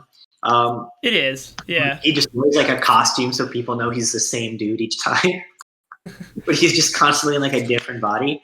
And I mean that wouldn't be like the only thing, but that's just like sort of like the. I think that would work in the sense of like if we wanted to limit it just to capes, he could only swap bodies with other capes. And then he would get that body in its current state and get its powers and understand its powers. And then he would have to, I think he'd have to return to his original body at some point as like a limitation. But I think that would still be a good way of doing it, I guess. Won't his body be like annihilated when he gets back? Well, I mean, what he could his own body and then come back to it. Yeah, well, he'd have to, like, in the scenario of this trigger event, he would have to restrain, I mean, his body's already broken in this scenario, so when he swaps bodies, the vice president is going to be in his broken body, and he's not going to be able to do anything. So all the president would have to do is just, like, use whatever power that he had to make that hole and just dig his way out, I guess, and then, bring his body out as well, and then make sure that like authorities are on hand or whatever, and then swap back when he's fully restrained, and then he gets real him gets taken to the hospital and recovers. Right. So That was another reason why I thought about the body swap or like a power swap or something, is because I mean, like I know you said now that the dude who expected him to have earth bending, but like I still pictured it as just like he just like in One Punch Man when like he's trying to meet his quota and then he just like knocks like like supersonic or what's the name, speed of sound Sonic, like he just like chops him into the ground and like he just goes like deep underground because he got like hit so hard. That's sort of what I imagined. Yeah. It's just like a really hard like, slap down. Yeah. So which I thought if you do like a power swap or something, that's still like a Trump power, but then it would give him or like an injury swap or something, or both of them combined. But it would give him like a brute power of like healing, but then he would also literally have that dude's brute power to use against someone else. Yeah. I like body swapping. I don't know about the rest of us, but I think body swapping for maybe like just a period of time or something like that, just to limit it to some degree. And then but then that begs the question, you then have to deal with the other person being in his body. So how does that work? You just kill them every time. What? Yep. No, he has to go back to his original body. Oh, see, what I pictured was he just kind of keeps shifting bodies over and over. I mean, I think that's a little bit too broken. Also, that's going to be hell for both for Pat and you, because then he has to keep track of whatever guy he's like got. He has to switch character sheets every session, basically. And I think that would be you have to keep track of HP, and that's going to be a pain in the ass. Yeah. Yeah, you're right. Yeah. So it's a cool concept, just not for an RPG. Yeah. First, my laziness. Okay. But I think it Hmm. could work if he has to swap back to his body. Like, what if he can like trap people in his body when he switches? So like when he switches, he gets their power, but when they're in his body, there are no powers in his body. Yeah, what powers does he even have? Like, isn't it just sort of fine? Yeah, it's like knowledge. I guess in that sense, what if he gets?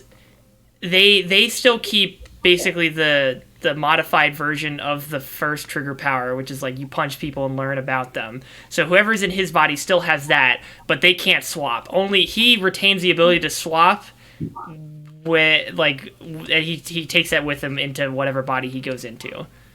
Well, okay, so my thinking was what he does is when he swaps with them. Well, I also imagine that this is how he doesn't have that ability as much anymore. Like the swapping idea was like more along like the lines of like what it's evolved into. Hear me out here. What if once he gets enough, he uses his first power to get knowledge about the other person's power, and then he can swap powers with them, and he has an understanding of how it works, and that's how he gets that understanding. Again, though, how does he escape the situation that he's in when he triggers?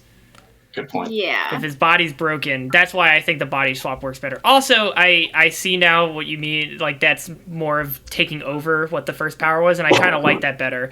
I think that for one, simplifies things, and two, doesn't make him, like, overpowered, perhaps, by having both of those things at once. Both of what? Both the learning about his opponents by punching and being able to body swap abilities. Oh, I removed that aspect for my concept at least. Yeah, that's what I'm saying. Yeah, I didn't understand that. Now I understand that. Yeah, so no more punching for knowledge. Is that where we're at currently? Well, I thought of concept. like the swap was sort of like an evolution of that. Yeah, but it's kind of the opposite, where instead of like just learning about them, you it's like become putting them yourself in their shoes. Yeah, and they're in his shoes. Yeah, I like the idea of him, like when they go into his body. I think it's cool if they don't have any power when they switch into his body. Yeah. Like he can't do this a lot. Like he can do it like once per fight, let's say. Mm-hmm. So he has to like choose like one target and try and get to that target. But I think the idea of them being trapped, because like that's a version of power nullification, but like it's like a more interesting version than just like nullifying power. Yeah, because he could still do things like they could if even if without powers they can still fucking punch people, you know. Yeah, but he also like I thought. Okay, I also considered like him like when he switches bodies, like he still has like his powers a little bit too. Mm-hmm. Yeah, no, obviously he needs to be able to swap back eventually, so he needs to be able to swap what is in somebody else's body. If his body is just like a normal dude, it should be pretty easy for him to just like tie him up or something, right? Yeah. Also, the other teammates, if they don't like him, they can just really wail on his body when he's not there. He comes back, he's just like, what the fuck? I'm missing 3 teeth. Yeah, exactly. I'm down with that though. Are we? I mean, it sounds like we're sort of circling around, locking in on this body swap thing. Unless people have more dissenting opinions. Yeah, what are you guys' thoughts? Nicole, Kyle, Brad? Happy with it? Does he get any? So we dropped the game. Yeah, right? I'd say so. Wait, you cut out. What did you say? I didn't hear you. We dropped the whole body swap thing. No, I mean the knowledge gaining. Yes. Because that like Yasha's concept is that the evolution of gaining knowledge is just becoming that person literally. So okay, so this is just one power now? Yes. It is now just a body swap power. I think that's a good thing. Yeah. I feel like it's hard. I feel like punching people for knowledge is a strong enough power as it is. It would be a little bit too much if he could also do something on top of that. Yeah. That being said, I am really going to miss the possibilities of punching people for knowledge. Yeah, the fish, Mac. It was so sad we had to kill it. Okay. Are we ready to bring him back in then? Wait, no, we're not ready yet. But we're all agreed on this concept, right? Yes. So let's just finalize the details before we bring it to him. Yeah, I'm a little confused on details. He needs to deal ability. Oh, well, no. He needs to, because again, it needs to come back to the situation of him being fucking crushed in this hole. So I guess it's either damage is dealt to him or he deals damage, and then he can choose to swap bodies with that person if they're a cape, I think is the limit. Does he need to do damage for them? Because like, I don't even know how we would be able to. Like, I thought of it as just like a striker ability. Like, so like what he did with the knowledge. But it's just like now he can swap just like... Right, but his body is fucking broken. Like, how is he going to punch this dude who is sitting on top of him? He just needs to touch... Oh, he just needs to touch them? This person is wringing their neck or whatever. Was that in there? Something like that? Yeah, no, he's on top. The other dude's on top of him. He's literally like kneeling on his chest. Enough. Okay. Yeah, like he just has to touch him. Like I didn't think of it as like the punching power anymore. Okay, like, yeah. No, you're right. I was stuck in that old mindset. You're right. It could just be touch. That's actually perfect. That works with the story really well. Mm-hmm. In theory, though, what would happen if, like, Pat received a lethal amount of damage to his own body? That can be something we explore. Yeah. There's actually you have to do it really fast. Yeah, you have to determine if that's like a reaction or it's like a standard action time, so he wouldn't be able to perform it. I think that'd be really funny too if like his body just dies, but he's stuck in like someone else's body. That's kind of lame. Yeah, I mean, and I guess the other thing I would like to make like a definitive part of it is that he does have to return to his body at some point.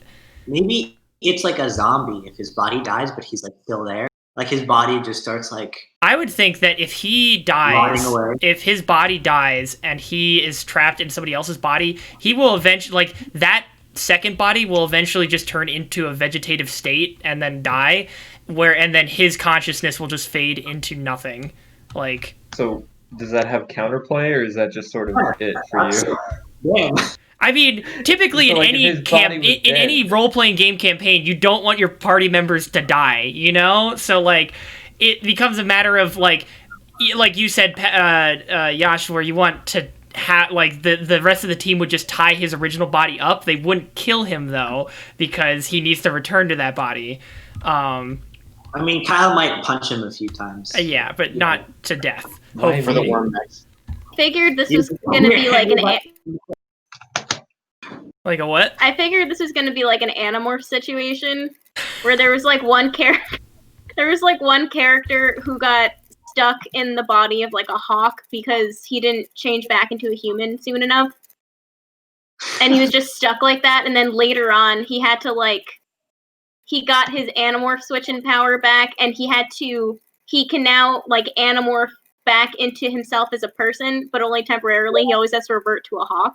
Huh. So I figured it was kind of going to be like that, where if he switches like consciousnesses with somebody and his original body dies, then that person's consciousness trapped in his body just kind of fades out, and he just kind of assimilates into that person that he was stuck inside. Again, that just, I mean, I guess that could work, but like, I feel like that's another situation where character sheets are just gonna become really annoying for him. Like, I don't want to make it, I don't want to make it so that his like character that he has at any given time can just be more easily thrown away. Like, I think it should be a thing where there is incentive to return to his original body and not have it die. I think that should be a thing. Okay, that's fair.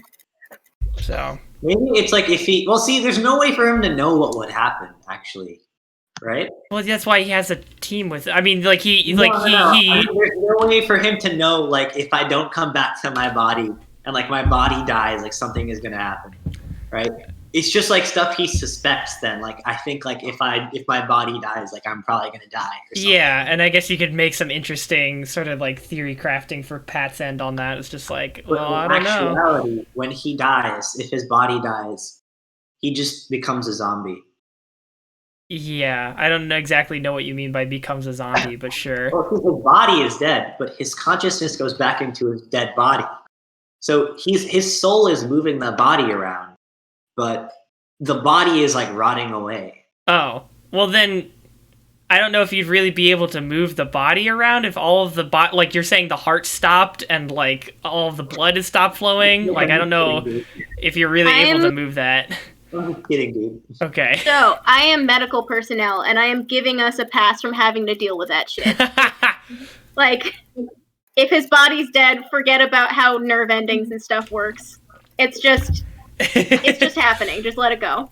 It's just happening. Understandable. Okay, so is his only power then the striker power, and then the brute healing power just comes from? I was thinking that it was a Trump power in the sense that he swaps only with other capes. Okay, yeah, that's true. So, yeah. So what if maybe like the way it can heal possibly is so maybe when he switches back to his old body, the old body gets healed. Depending on how long he's been in this new body or something, maybe. What do you think about that? His original body gets healed. So like when he switches back to his original body, as long as it hasn't died in the meantime, then like he can switch back and it'll be healed by like using like the energy. Like I don't know, it'll just be healed somehow. I have to think about the specifics of that. Yeah. Is that too powerful? I don't know. Let me context because I don't know what anyone else's powers are currently because I wasn't here for the last few sessions. Okay, Brad can like tug things. Kyle does something. I don't remember what Kyle does. Excellent summary. Kyle has the ability to connect two people telepathically and enhance their emotions towards one another based on how they felt towards that person before being tethered. So it's like a two-person like master kind of power. Brad is, yes, he tugs things. He can set a point that is the center of gravity for another object, so that other object will get tugged towards it. My tethers do two things together, and then like they will move towards each other. Ironically, two tethers, but just different ways.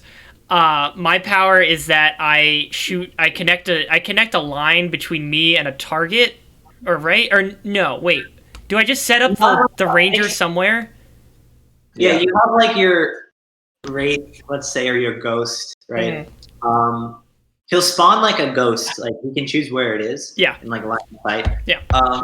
And that ghost will basically shoot at Nick, wherever Nick is. But that like line, that like beam that it shoots, if it goes through people, then it will damage them and heal Nick. So Nick has to try and line it up with those people, like to hit as many people as possible. Yep. Nick can also set it so that it heals whoever it goes to, but then it'll damage Nick proportionately. Yeah. Okay. Yeah. And then You could heal the team. Yeah. Theoretically, but it would also like hurt him. Mm-hmm. Yeah. But going back to Pat's power, he body swaps and then So So he has to touch people yeah. to do this. Yeah.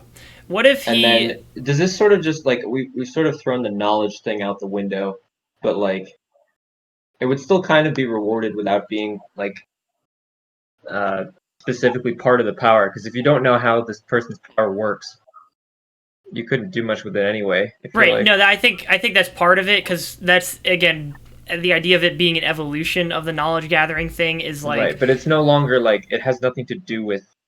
It's just that if you have a power and you don't know how it works, it's not much help to you. Or Oh, can are he you still saying- gain? Can he still gain knowledge as part of the power? Did we get rid of that, or I got rid of it, but I thought we got rid of it? But it's just sort of still there. Are As you a are side you are you effect of, talking like, about somebody who doesn't know that they have a power, but they do?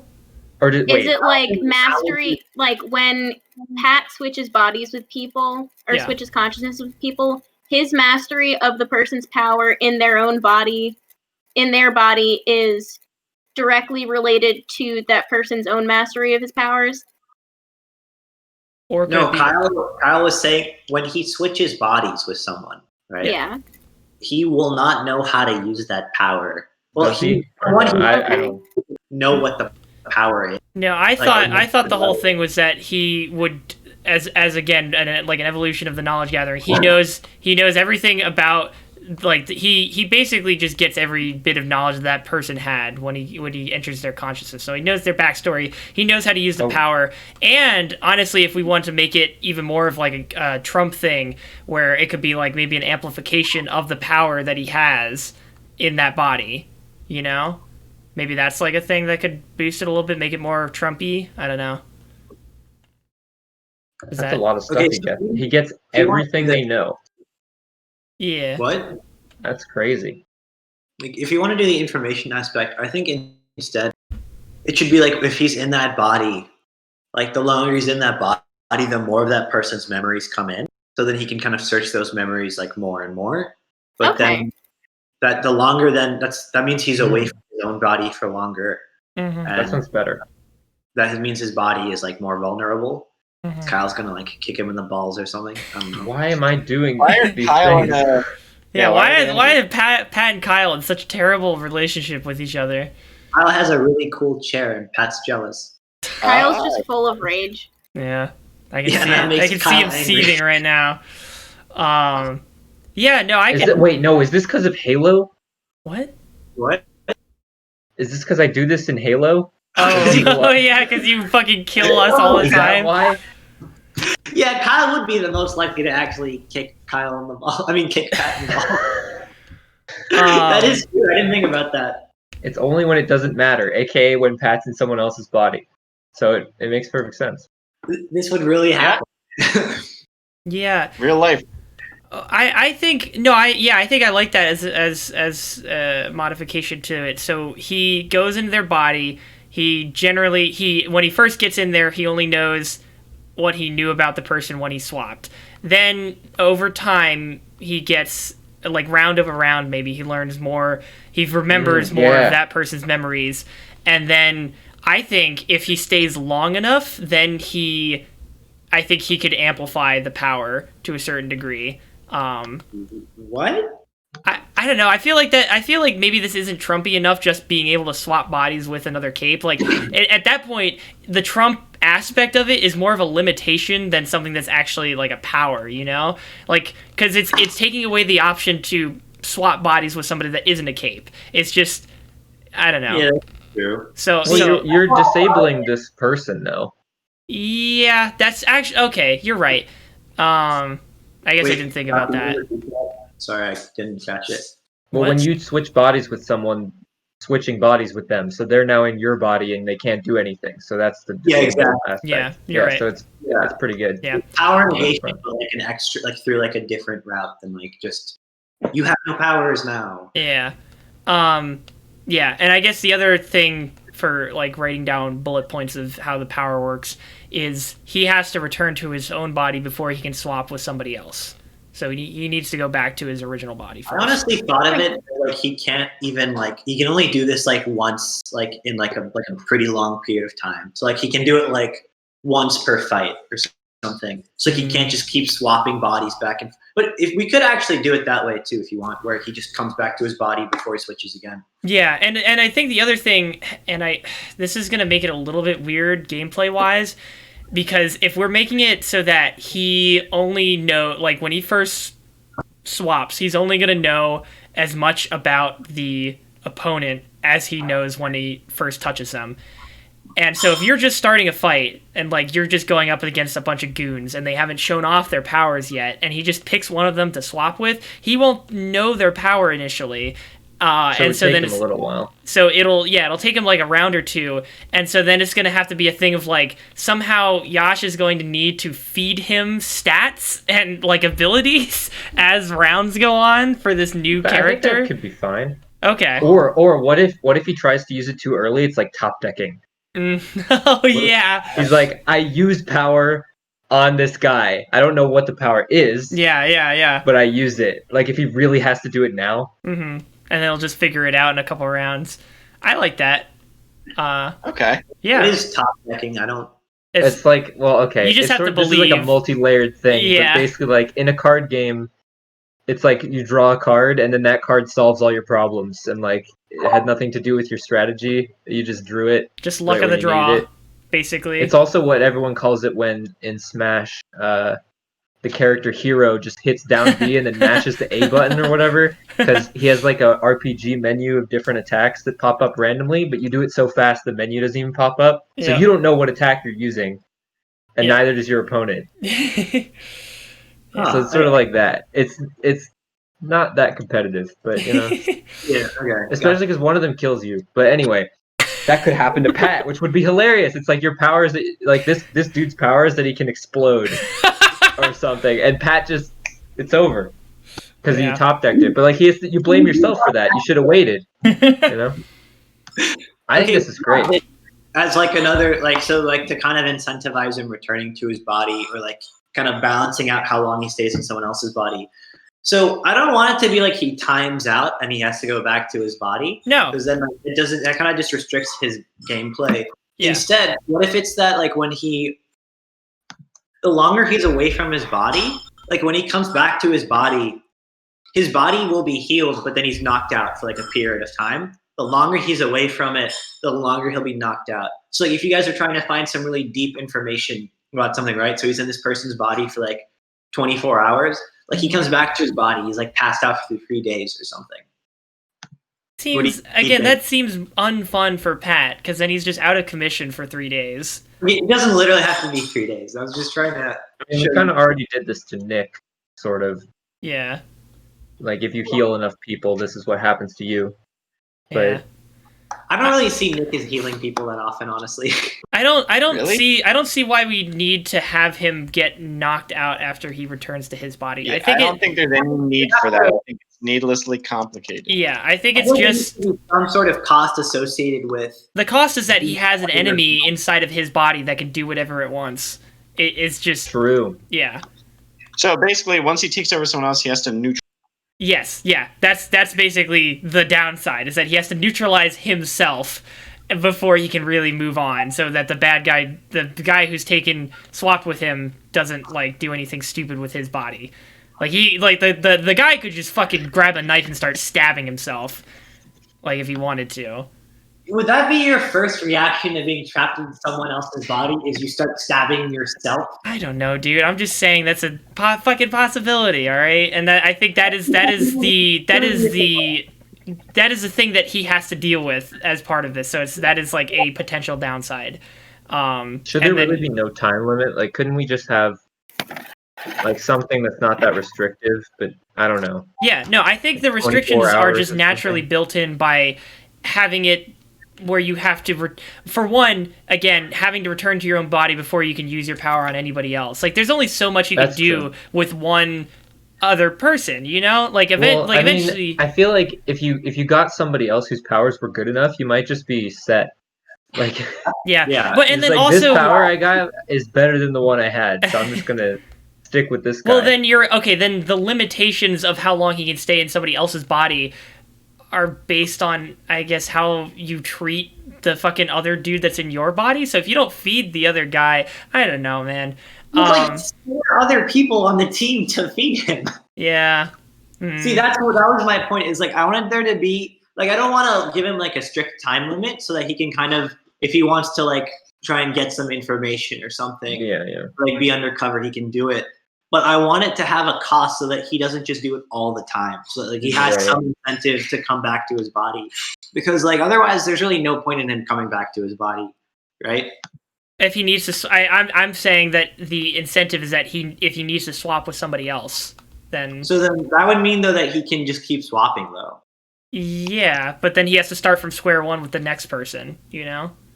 Yeah, but then do you guys and then they have to re-neutralize the guy that swaps into his body.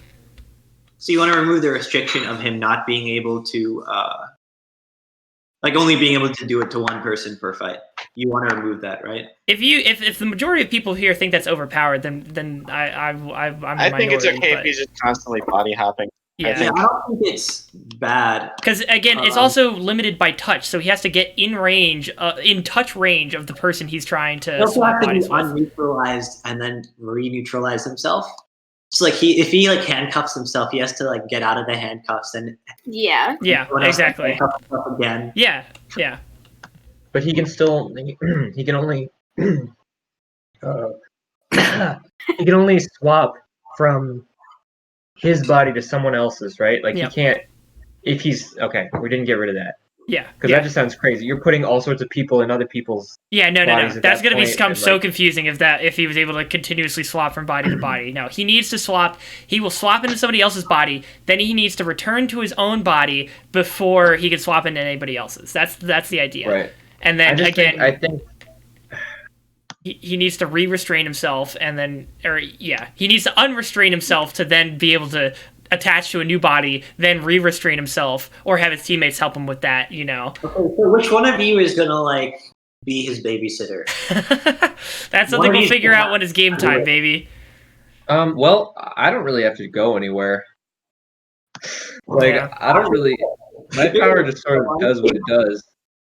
Yeah. Right. Is yours at all range based? We didn't set like a range to it. I think maybe it's line of sight. I think line of sight was. You also have like a brute power too, like where you can like target one person or make one person like target you. Oh yeah. And you can beat off the aggro. Yeah. So like you can do close range also. Oh, that'd be such a sick combo where you like Pat swaps with somebody and then you activate your power on the person that's been swapped into Pat's body, and so then Pat's like the guy who's in Pat's body. That's really smart. Yeah, so wait, what am I doing now? So you switch so Pat switches with, let's say, Superman, right? So you're in Superman's body, and then you just make Superman and Pat's body just punch you. And like Superman in Pat's body, sorry, yes. Yeah, so it really doesn't affect you, right? In fact, it just feeds your like super strength, but then it also keeps him out of trouble. Yeah. You get what I mean? It's like you're basically putting him on a leash. You're tethering. You would need to tether Pat's body to yourself, and then because that guy is, I would assume, an enemy of your team. Because he was attacking, you know, that's who Pat switched bodies with. He would then start attacking you, and then that would trigger your, power where you get to gain power off of it. I kind of forgot about that part. Yeah. I don't really know how that works. So you basically tether someone to you, and when they like hit you, like the longer they hit you, the more like the damage reduces more and more, so like it's like doesn't really affect you. Mm-hmm. But you also like you take a percentage of like their attack, like let's say like 25% or whatever, as like a brute power. So like increases your durability and your super strength. Oh, okay. The longer they're tethered to you. So if you just tether Pat's body to you, it'll keep Pat out of trouble, and it'll basically just give you be like a fuel source for your super strength. Sounds sweet. So this works well. All your powers have comboed really well so far. Yeah. All right. So are we good with that? Like Pat's not even in a voice channel anymore. I just want to point that out. He's just gone. So I still don't really have a reason why Pat has to stop being swapped with someone. What? Or we don't have a reason why Pat should stop being in someone else's body and go back to his own, right? Other than that he can't do it again. Yeah, until he swaps back, which I feel like is incentive enough, personally. I don't know. I guess I don't even mind him not switching back and just keeping his body prisoner. I think that's also like a really funny concept. Yeah. Okay. If he just finds somebody who he really likes better, then he'll just keep it. I feel like. Yeah, I think that's. I don't know. Which I think could be that fun. Possibility, but there are enough reasons where it would help the team in a fight to switch places with our enemy. Yeah. That I feel like at some point they're not just gonna stay in that other body forever. Yeah, I do that. That makes a very, very funny scenario to me, though, where let's say Pat swaps bodies and he's just like, I love this body. I'm gonna stay in it for as long as I can. And then they just keep the person trapped in his body, like as a prisoner of war, and just keep him chained up, like walking around with them everywhere. And then another fight comes along where they need to get back into action. He needs to swap bodies with somebody else. So then he just, like, before he swaps back with the guy who's in his body, he just, like, stabs himself. He's just like, all right, bye. And then swaps back to his own body. And the other guy goes back in and he's just bleeding out on the floor. Yeah, I guess they just kill people really quickly. Yeah. Also that. And killing himself. Yeah. But he has to like reach back to his body before he dies. Right. Yeah. You have to. He'll need to be standing next to the guy, and then like his standing next to his body. Make the guy look at him. Look at me, and then just fucking stabs himself slowly with a sword. And is just like bye, and then swaps back. So he can kill the body that he's about to leave, but he has to do it in a way where he's gonna die. The body's gonna die slowly. He can't just like blow himself up and then yes. back. Yeah. Yeah. He can't just have a finger happen to fly back towards his original body and happen to connect and then swap back as the body's disintegrated. So yeah, I think we got it. If everybody's all right with that. Yeah, I think we did. I've got it right up. Alrighty. You definitely 2.5 hours later. Yeah, Jesus Christ, this took so fucking long. I'm just gonna go out on a limb here and say that we're not gonna do my power today. I'm fine with that. I don't know about you guys. We've gone later, but I don't really want to. Yeah. No. We'll just do this. We'll just do Nicole's another night. Yeah, realistically, on an average night, I'm not gonna stay up. Like, on an average Wednesday night, I'm not going to stay up past midnight because I still have, like, in-person work to go to. And I don't work until the afternoon, so, like, theoretically I could work later, but I also, for that reason, need to get up earlier so I can accomplish things before I have to go to work. Yeah. Okay. All right, well, let's get Pat back in here, tell him his power, and then we can end it. I've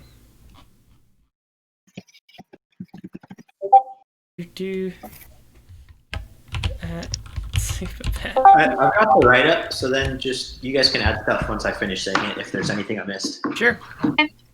All right, boys. Whatever it is, it can't be as bad as DDoS. Let's hear it. Okay. Well, you see, we were actually talking about it, and we just came up with DDoS 2. So here, oh boy, I'm excited. take it away, please. Tell them about DDoS 2. You think I'm joking?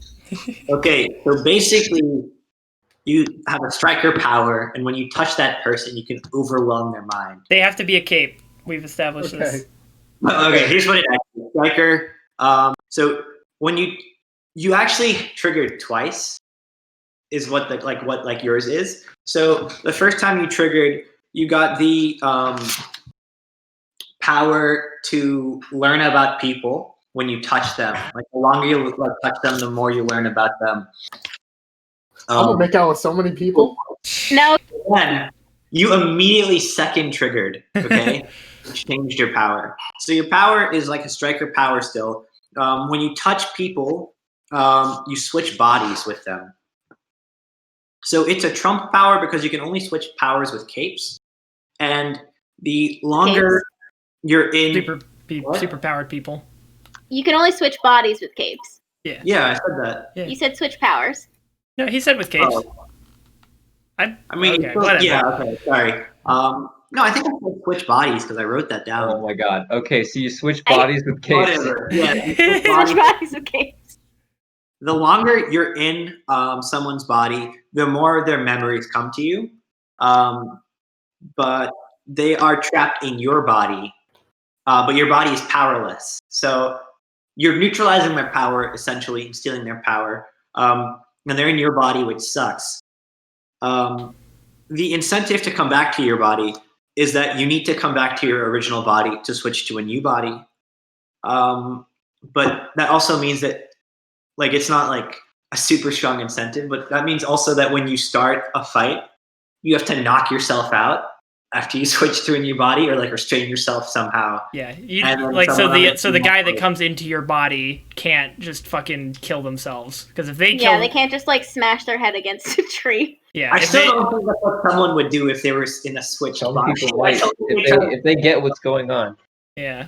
Or, I mean, Yeah. the more realistic thing is that they would start attacking your teammates to the detriment of them. Yeah, and the other thing is like, once you switch back into your original body, like you had to restrain yourself when the other person was in your body, so now you need to like Unrestrain figure out how to yourself. get out of your restraints, or you have to undo the restraints and then really quickly switch bodies again.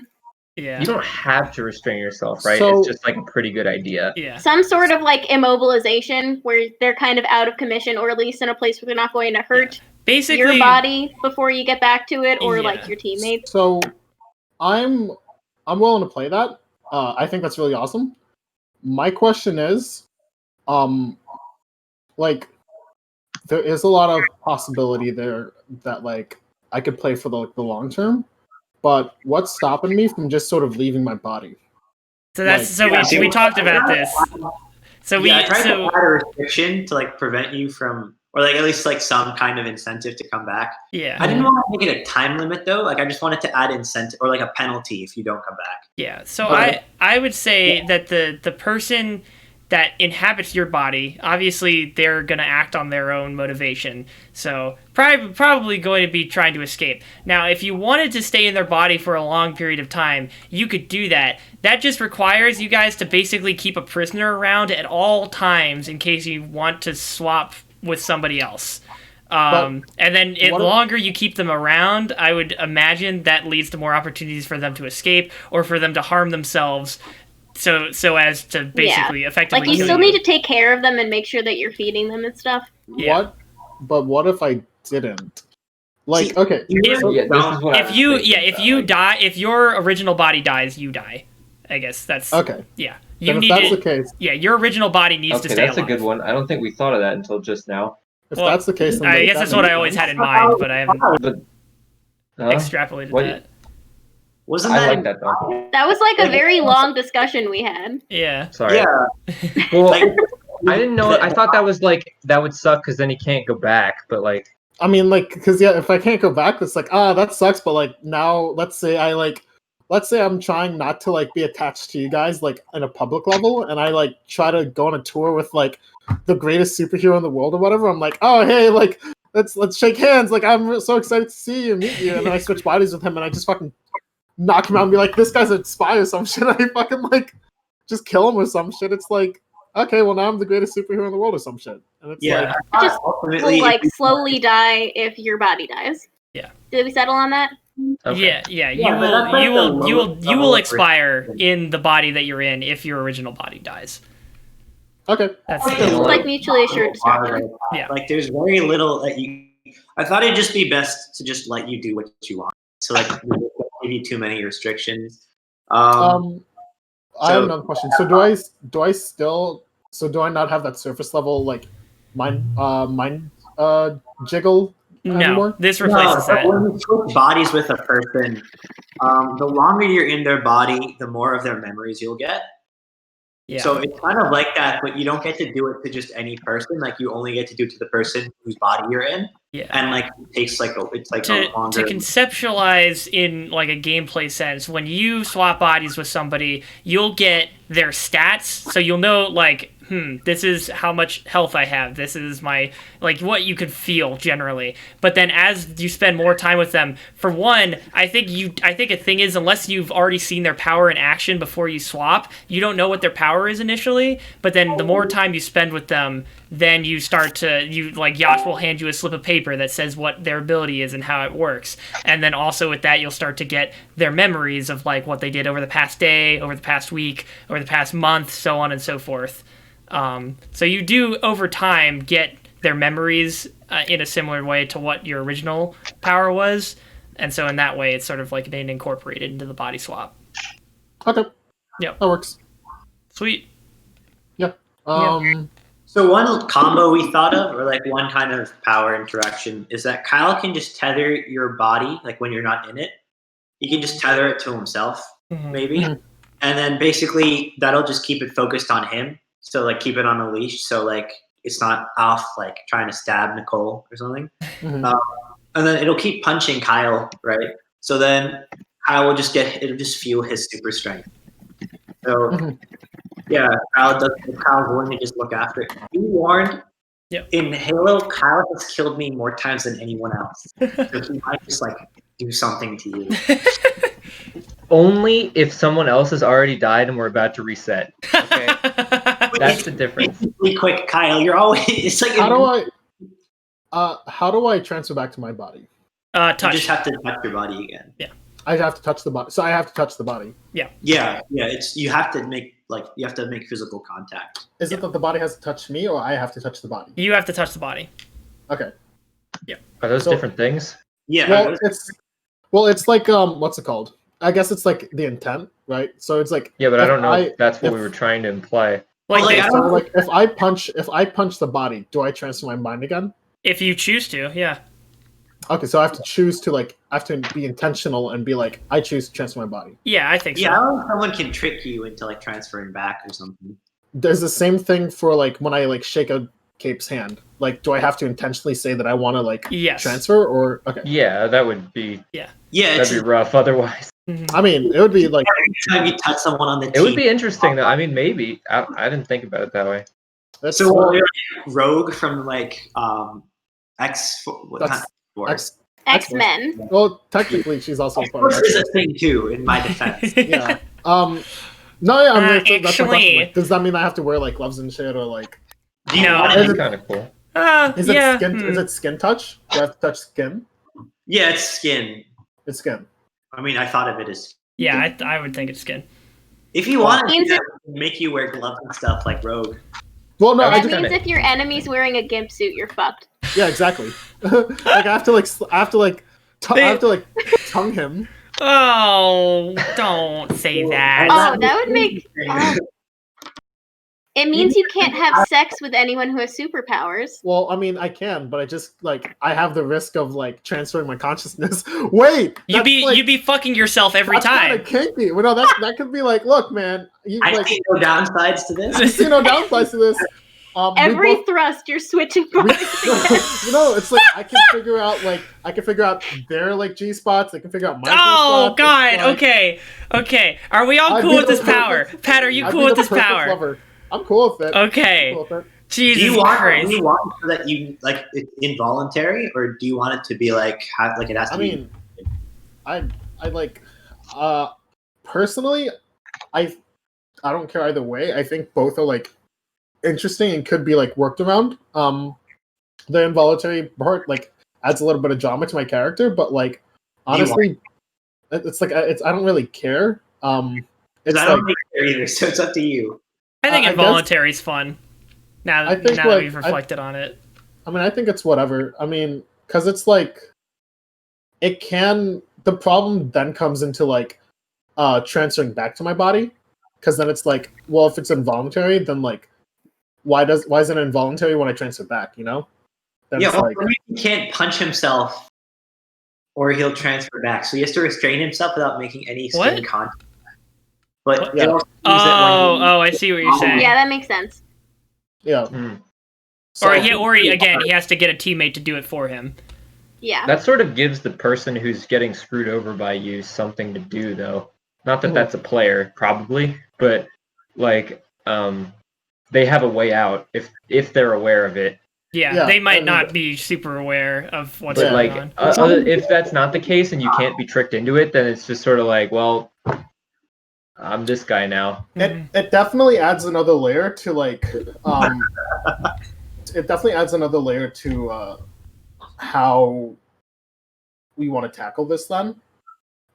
Because then it's like I'd have to wear like stuff that covers my as much skin as possible. Like yeah, you'd have to be in a gimp suit, but you could remove the hand part. I'd be able to remove a part of the gimp We're suit. like fingerless gloves, but like fingers on it that you can pull off. Like the mittens that like fold up. Yeah. I mean, honestly, business. Honestly, like the thing is, it's like it make the spandex make sense. You know, like it's the most logical like reasoning for like a superhero to wear spandex. Very true. Yeah. Right. Also, moving and comfortable to wear. I mean, sweaty. Have and you worn spandex, Yash? yeah, sweaty and of the opinions of Spider-Man, basically. As Brad knows, I'm the biggest Spider-Man comic reader of all time. Yeah, so all time. Let me Yeah, tell you there's a from lot of someone who's Spider-Man had to wear fans. at least 8 different spandex outfits every single year since I was 6. Spandex is not comfortable. So that, yeah. Did I double trigger during that one event, or did I like trigger afterwards? No, this was all from that one trigger parry. Sick. Yeah, you can it was trigger twice in quick succession. Yeah, the first trigger was you looking out into the crowd and just not recognizing anybody's faces and realizing that you were basically alone. Yeah, and then the second trigger was you being thrown through the floor and fucking suplexed by your vice president. It worked out for you because the vice president grabbed your neck, and that's like the physical contact you needed. Yeah. To do your thing. So what is this still called? DDoS 2? No, we were just what's it called? Memeing. Freaky Friday. Freaky Friday, hell yeah! Freaky Friday. That'll be my villain name, Friday. Yeah, that's fucking great. All right. I already have designs in my head. Yeah, no, I'm a high schooler. You can please think about what kind of costume you'd want to wear, like the name of your character and the design of their costume, and think about their background. We're gonna fill out character sheets. I mean, I was gonna do it next week, but I'll do illustrations. Power, so maybe yes. Hey, you're gonna do illustrations? Hell yeah! I went to art school. Whoa! And maybe if this goes on long enough, I might do sculpts. I don't know. Oh. Wait, so are all of our characters supposed to be in high school? No, Pat just wants to be a high schooler. Yeah. You can make him in high school if you want, but no one has been specifically. Even Pat's character isn't limited to high school. He could just have it that the trigger could have happened 6 years ago. Yeah, Pat just wants to be in high school. Most of the triggers though have been all the voting triggers have been when they were supposed to be teenagers. Yeah. Well, I mean, it's. If you want. Well, look, it's like being a teenager sucks. So it makes sense that a lot of people develop superpowers during that time. It comes in, but in 2 separate triggers, their parents tried to kill them in a lake accident. Well, because it's Detroit. It's it's next to the fucking Great Lakes. Oh man! Can't have shit in Detroit. Can't have a good family. Can't have shit in Detroit. Who among us hasn't gotten fucked up by their family? Well, that's the thing. What's it called? It's also one of those bits of the child prodigy type of bullshit, right? Yeah. It's like that, except for villains. Yeah. It's like villain prodigy, a child villain. Child villain. Yeah, I'm going to be a high school boy. You know what? If you combine child and villain, how did you go from high school president who's supposed to be solving everybody's problems to a fucking bully? Where did that come from? I didn't say I was a bully. I'm a fucking villain. I'm what's it called? I already have the ideas in my head. He's nice to people. He just likes to hurt them. Okay. No, it's not even that. It's there was something inherently wrong with this society, and I'm going to fucking fix it because people have fucked me over. Okay. Yeah. Okay. Not sure how you're extrapolating that from the background, but okay. Yeah. Sorry. Okay, this has been really fun, but I annihilated someone in Codenames yesterday who is now demanding a rematch, so I'm gonna go. What? All right. What? Peace out. Have you ever played Codenames? Yeah. Oh, Yeah. code names. Okay. Yeah. So I was playing Codenames with some friends yesterday, and my team won every round, and now Adam and Max are demanding a rematch. Oh, they are? Yeah, Spady? You better rock them. Yeah, Adam I Spady. will. Fucking end their whole ass And career. see you next week. All Say right. hi to everyone. See I ya. will. Okay, bye, Nicole. All right. So we can like actually do her power. Yeah, well, she doesn't know what her trigger is. Also, I'm tired. Yeah. Yeah, okay, let's quit. Sorry, Pat, you basically didn't get to do anything today. That's sick. I mean, I got my power. That's cool. Pat, what did you do during the like 4 hours it took to decide? I played 2 games of League. Nice. Yeah, that sounds about right. We lost both of them. Oh. I mean, I'm not, Man. Did It's- you play as Garen? no, I played as Jinx. No wonder you lost. Yeah, that's it. That's honestly it. Garen is the No. only character with any win rate. Everybody else just loses every game. Yeah. That's just how it works. You guys So- have any ideas So for I can, names? transfer my consciousness between from my body to another body by skin touching. Yes. Yeah. Cool. That's gonna be a really awkward like first kiss with like. You gotta do the plastic Yes. lips like fucking Batman in Batman and Robin. At least a senior in high school because it was prom king and queen. So I mean, Actually, no. I was an what's it called? I was an incel, so I didn't fuck. Yeah, What? there you go. I get you're twisting this backstory so hard. You had a You said I natural had no friends. you had a natural charisma that elevated you to your position of power in the first place. You had friends in middle school. They just went into their own cliques that you couldn't follow them into because you've been overworked. That's I all was written. so fuck. Oh I my had no friends in high school. You're right. Yeah, I guess that makes sense. You can be like a Power Ranger, where like they just have like a metal mouth that did not. Yeah, I can do that. No, honestly, I think that's like definitely one of that's on the list of things that I'm thinking of like going for. I have a couple of ideas for like villain stuff. Actually, I'm gonna get started on sketching that out now. It sounds like a cool idea. fuck yeah, Nice. dude. All right. Anyone else have ideas for their costume? Because all of you guys have powers now.